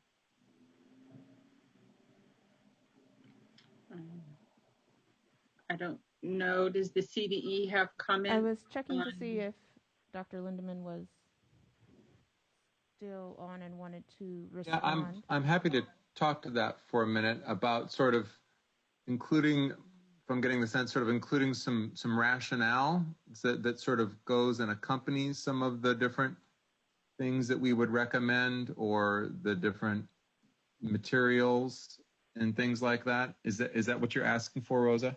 No, I'm just saying that as we're reading this as a committee, we maybe have questions for you, not necessarily that it has to be written in here. So some of my comments were more like questions for us to grapple with here today and come to an agreement, so that when you guys continue your writing, you're like, okay, we can't include that because that one isn't a free one. Or that's cool, let's put it in there, but it needs to go in the bibliography.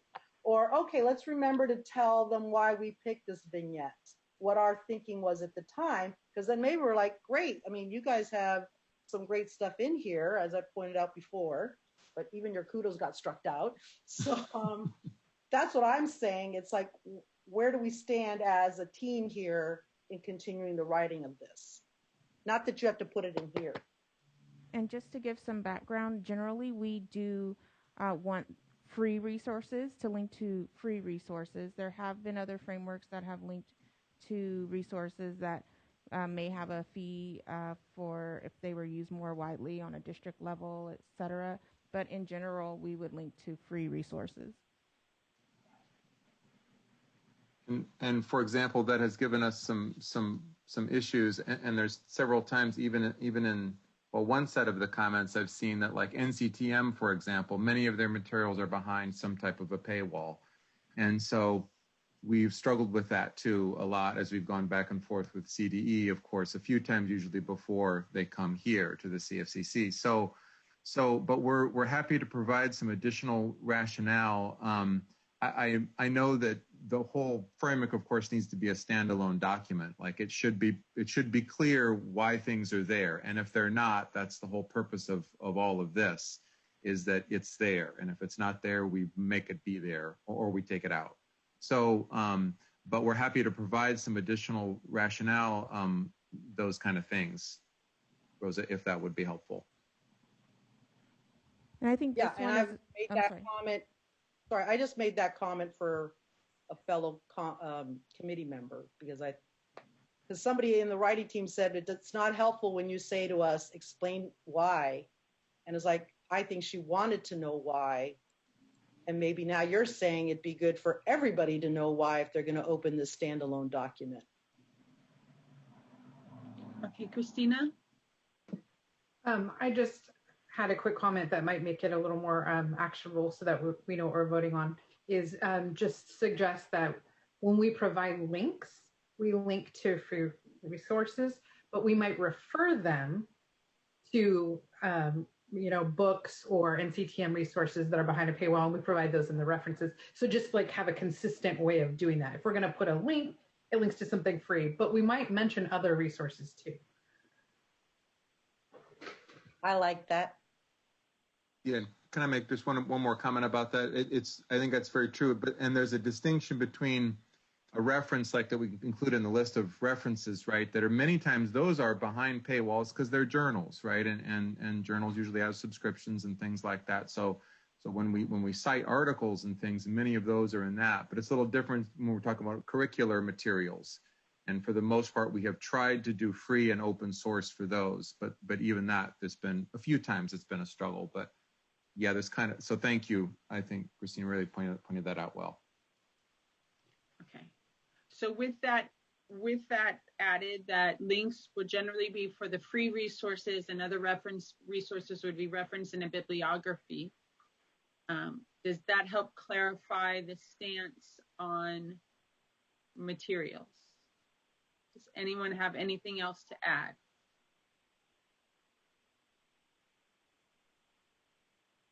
Okay, so we're going to be voting on the comment with the additional bullet, if we would like that moved forward to the writers.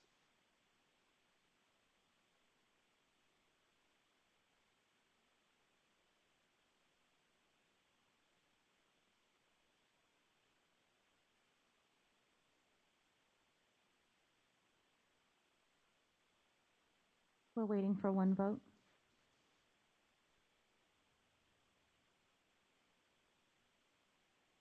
We have 12 yes and 5 I can live with it. Okay, so that's consented and we'll move it on to the writers. Next, we will look at comment number 58. This is where Team Beta, we ran out of time, but they were going to help me think of where the true framework could possibly be cited in this chapter, because it's a wonderful document created by folks here in California, and it gives some good concrete ways to address equity and access.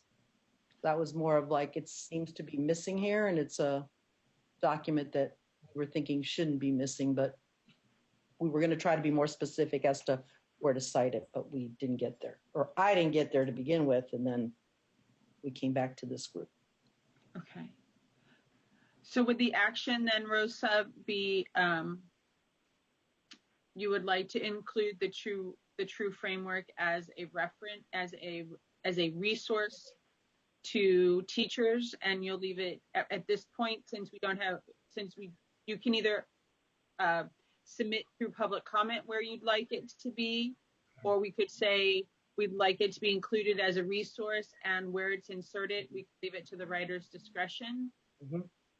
Yeah, because my teammate Janet Hollister was saying too, like, that gives some real concrete examples of what we're talking about, and we're constantly saying we want to be pretty specific with resources and ways for educators to look at whatever we're putting in all these chapters. So this is the prime one to use, and even bingo that it's created here in California. But yeah, I'm fine with writer's discretion if they want. Give it a go.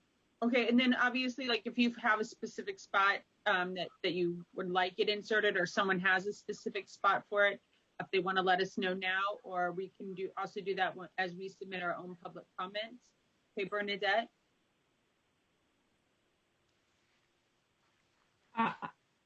I know you include as a resource, but for me, I'm thinking even beyond resource to be embedded in this section, because this CanMe has used this also as an anchor for their equity conversation and lesson study. So this is a very powerful resource.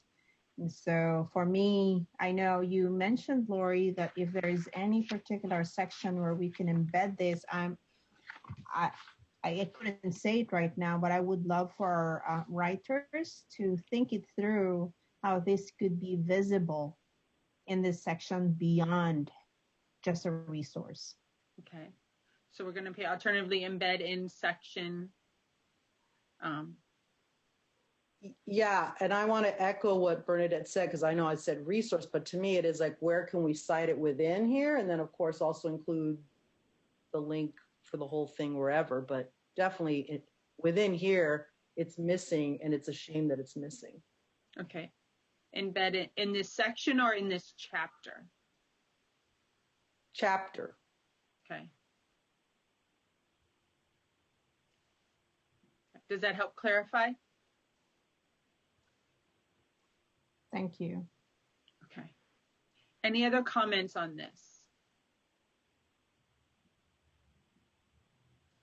Okay, so we're going to go ahead and put it to a vote if we'd like to move this forward.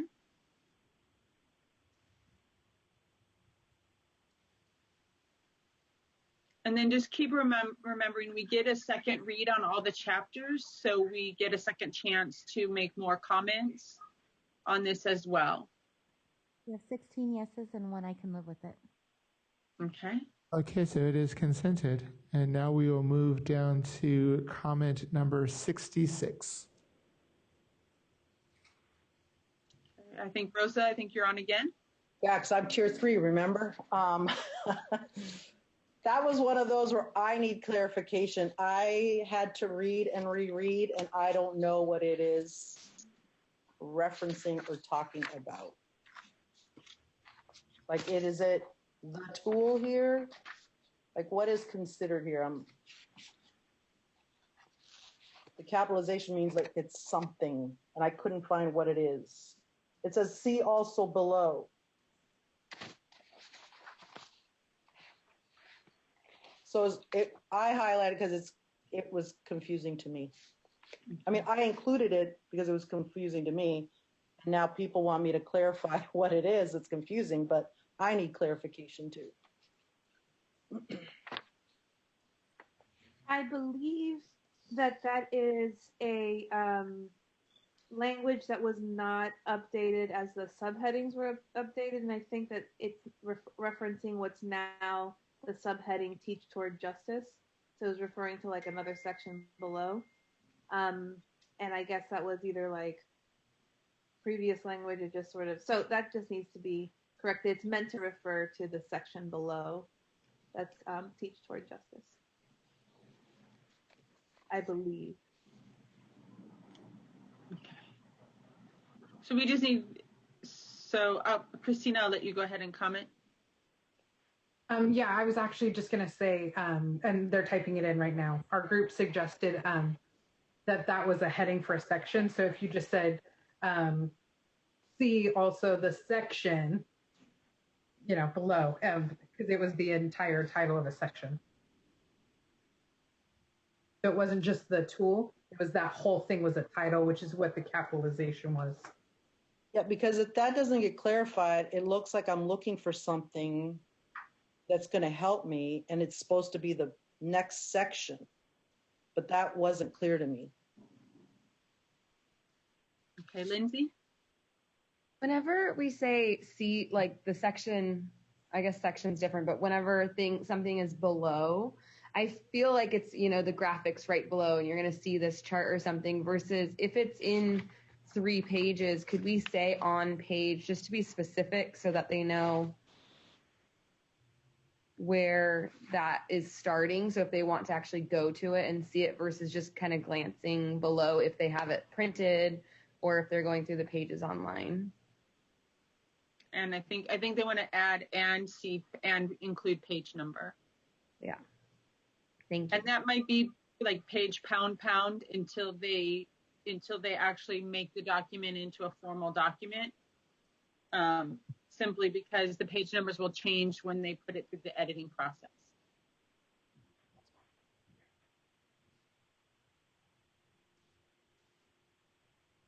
Okay, any more comments on this? Okay, if we'd like to move that forward, please vote yes. If you would like to strike it, vote no.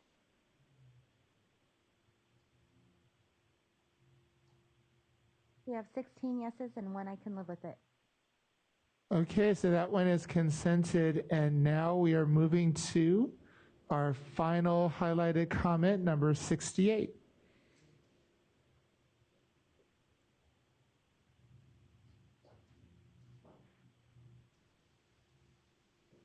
Okay. Cole, I believe this is you. Yeah, and this was already taken care of in global number 2, so we're good. Okay, so we can strike this one? Yes. Okay, wonderful.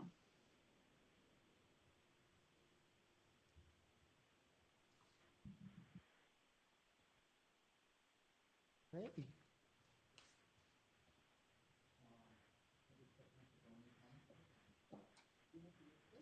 What do we have?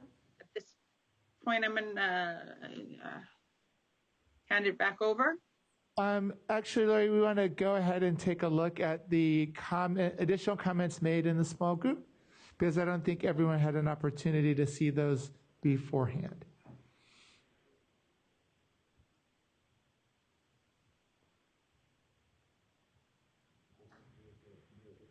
Yeah, because these are additions that we hadn't seen before. So we would take some time to read through those and see if we have any questions, comments, or discussion. And we have a few minutes, so we're good. Okay. So do you want to start with alpha? If everyone could read through those. Some of them were clarified and taken up to the top. So if you want to look through it, and if anyone has any questions about them.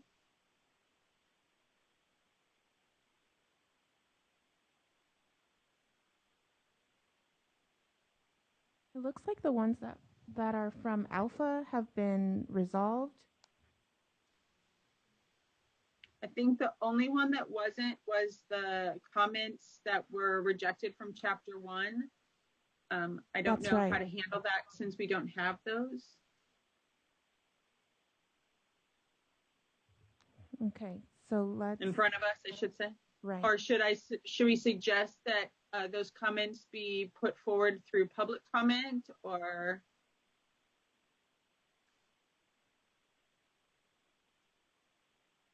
Can we copy and paste them and include it here? Yeah, we're going to provide them for you. Just one moment. Thank you so much. Because most of them are my comments, or I think all of them are my comments. And those are all about supporting our English learners through integrated ELD and designated ELD. And I want that to be visible in section 2 when we speak about teaching for equity and engagement.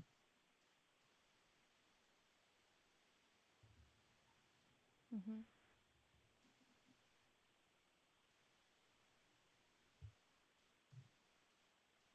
So is it here?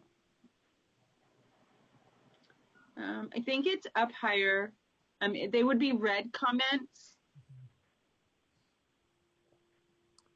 And do you know which ones? 44, 45, 47. Yeah.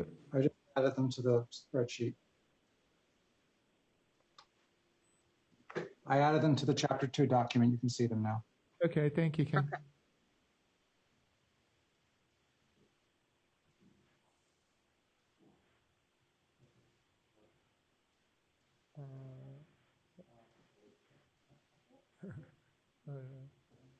Right. They're under alpha. There we are. Oh, the ones right there. Thank you.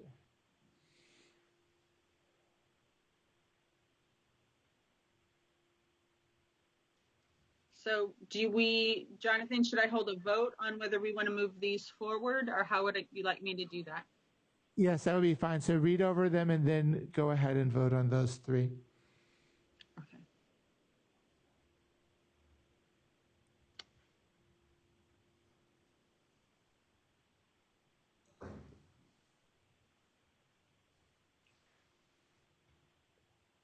So I just need, does anyone have any concerns, questions, additions about these comments? We're highlighting them yellow to see if we want to move them forward to the writers for chapter 2. Okay, Christina? I'm assuming we're going to go bullet by bullet, but go ahead. Go ahead. Yeah, I can. Okay. So we just felt like this, we had some comments about talking about ELD, and we didn't think chapter 1 was the appropriate place, but we're thinking that this is a great place for it, talking about access and equity, and especially after hearing our presentation today, that we would like to see that fleshed out more here with some specific strategies. Okay. Anyone else?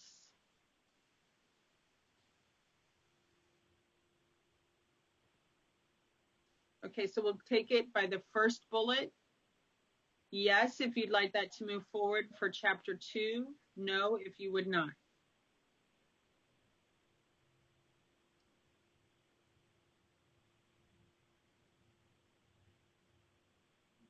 $17 yeses. Here we have 17 yeses. So we're going to highlight the first bullet green. Okay. Bullet number, is there any discussion about bullet number 2?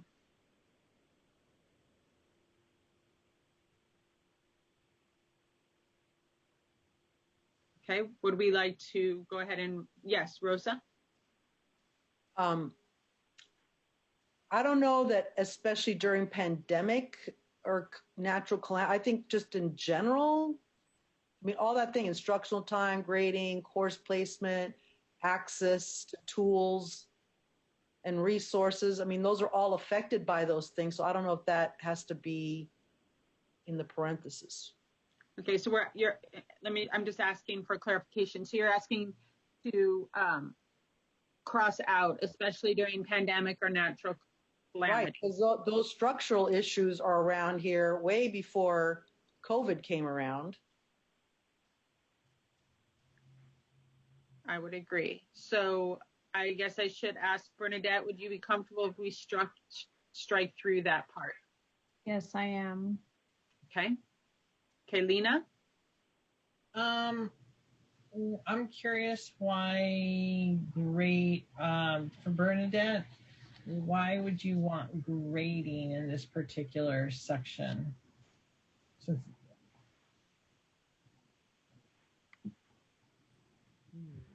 It seems to me that grading is a gatekeeper as well. It's a barrier to access to math. And so if we could touch upon a way to see grading as an opportunity for kids to truly showcase how and what they're doing in mathematics, enhance their understanding of the concepts, then that would be an opportunity to include it here.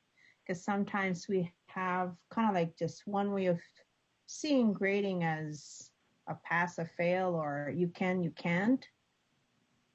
Is there a way for us to shift that thinking to have it be discussed in this section? Okay, Christina, and then Janet, and then Dr. Lindemann. I see it as, and I think this came up during public comment, but there's different barriers to equity.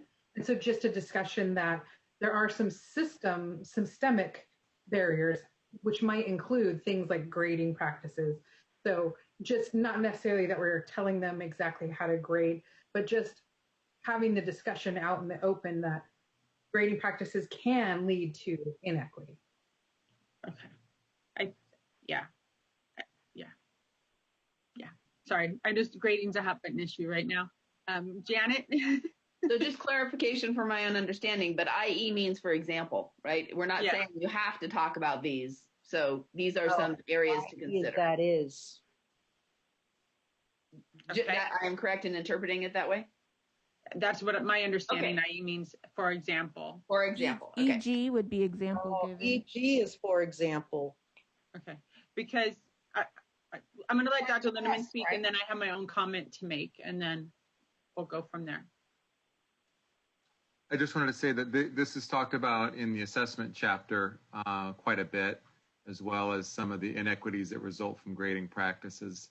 So we could easily make sure that obviously that the language sort of aligns here, mention it here, but also really it's talked about more deeply in assessment. I just wanted to remind the group about that. Thanks, Brian. Yeah. Grading is a hot button issue, and I think we can talk about it as systemic inequities in grading, but I don't want to turn teachers off by them thinking we're saying this is now how you now have to grade. Just after some conversations I've had in the last week. Right. Grading is a local decision. So maybe, okay. So any more comments on this one? Do you want to revisit IE to be EG for examples? Okay, that's a great idea. Bernadette, would you be open to EG versus IE? Yep. Okay. All right, thank you. Okay, any other comments? Okay, let's go ahead and vote.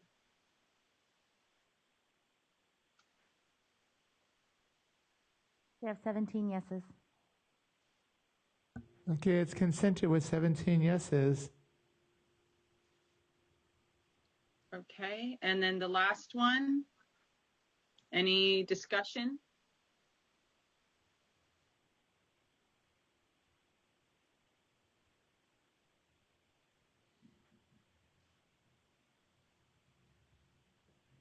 Okay, go ahead and vote.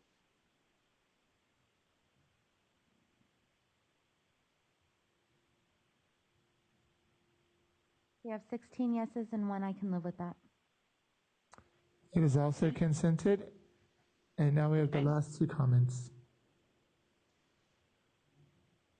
Okay, going with Delta's first bullet, the vignette should do more to appeal to all contexts the users will see in their classrooms throughout California.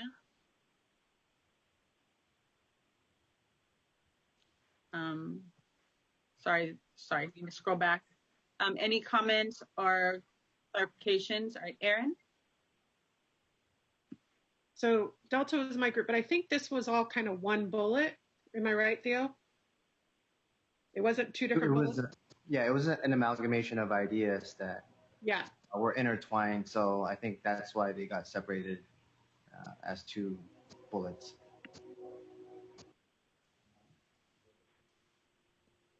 So you're saying we want to combine these as one?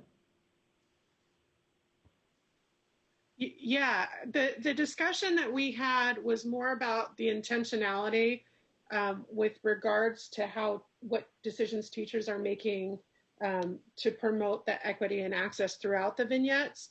So the intentionality part and really focusing on those teacher moves, and that was kind of something, so it can help serve as a guide for teachers who don't have as much experience or aren't really understanding what needs to be done in terms of moving toward equity and access and social justice within their classrooms. And so that was it was a discussion we had because we had a lot of time left over. I think that first bullet though was separated out because Theo was talking about the culturally relevant context. And so that was separate from the teacher moves that we had been talking about.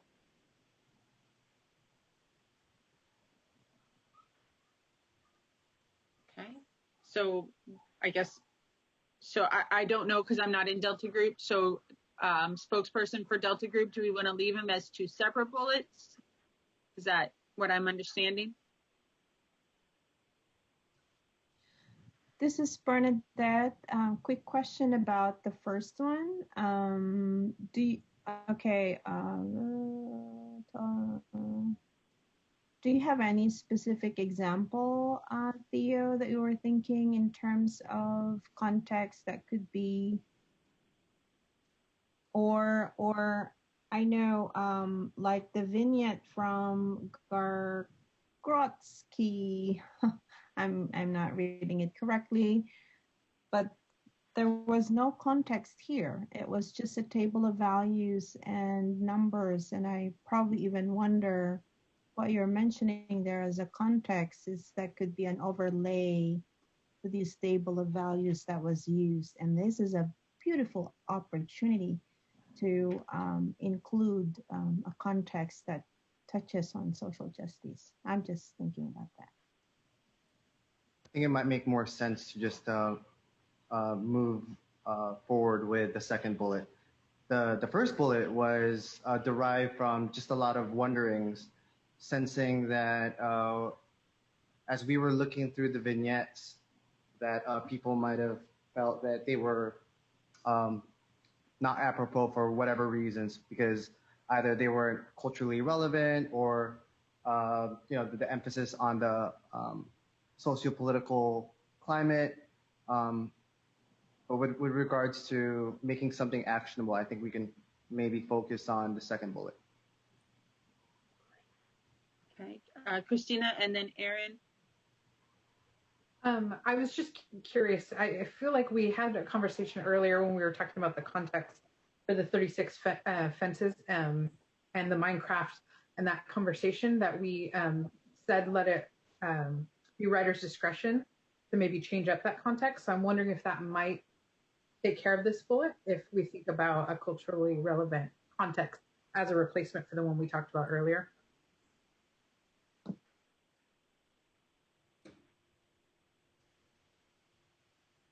Okay, Erin, and then Janet. So I think, are you referring to then Christina, the global one? Because that's what Theo was saying, is he's saying, let's move forward with the second one, but the first one we don't need to vote on. So that I agree with that. The other thing though, Bernadette, you brought up the vignette on page 16, that was the table. And I don't necessarily think that needs to have context laid over it, because the point of that vignette was actually that students have different representations of functions and that we were celebrating all of those. And so I want to be cautious about putting context into everything, because I think then there's going to be a high level of anxiety for teachers when they're like, but my problems aren't, all context. So, there comes a time where, like this type of problem from on page 16, I want my kids, I want to see the different ways that they're thinking about it, and so that they can have those discussions about how their thinking is relevant and how it relates to each other, so that they are really having those discussions and honoring each other's work.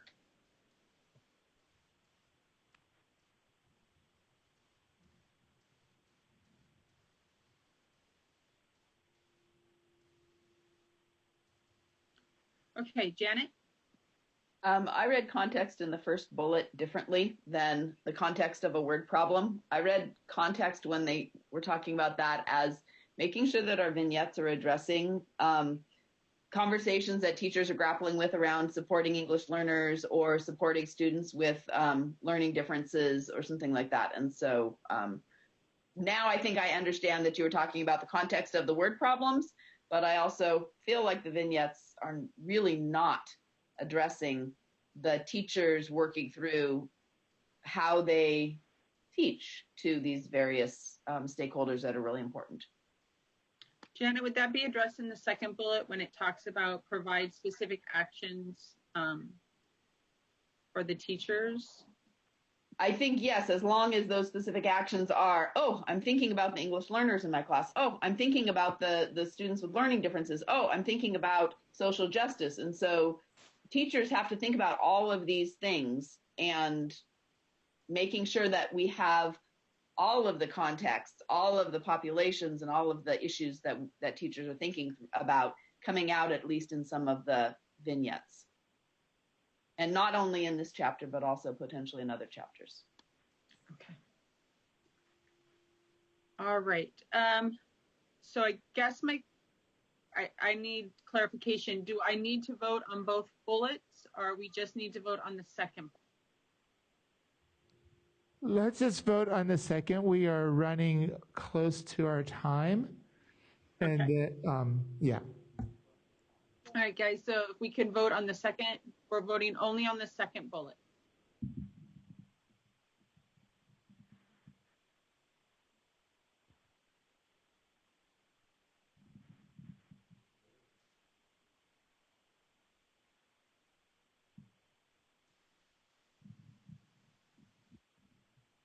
All right, so it looks like we are consenting on the last piece. And now we're going to move to the end of our presentation.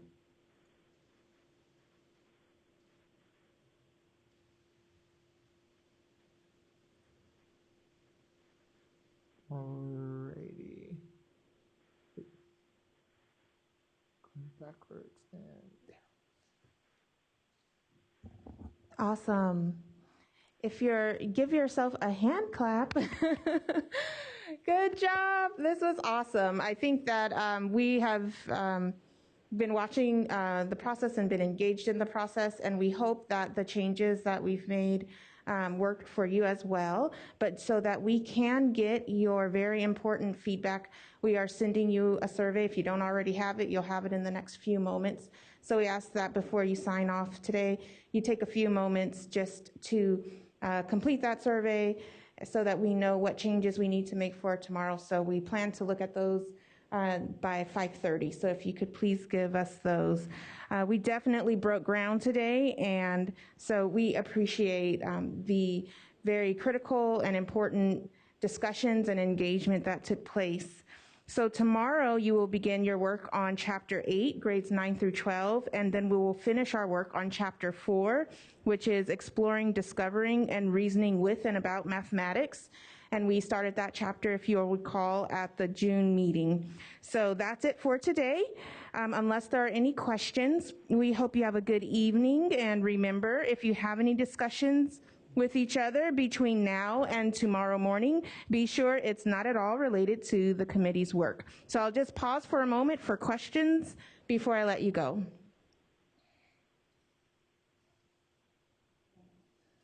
Great. So we'll see you here again tomorrow. Please log on a few minutes before 8:45. So log on by 8:45. We'll see you then. Thank you so much.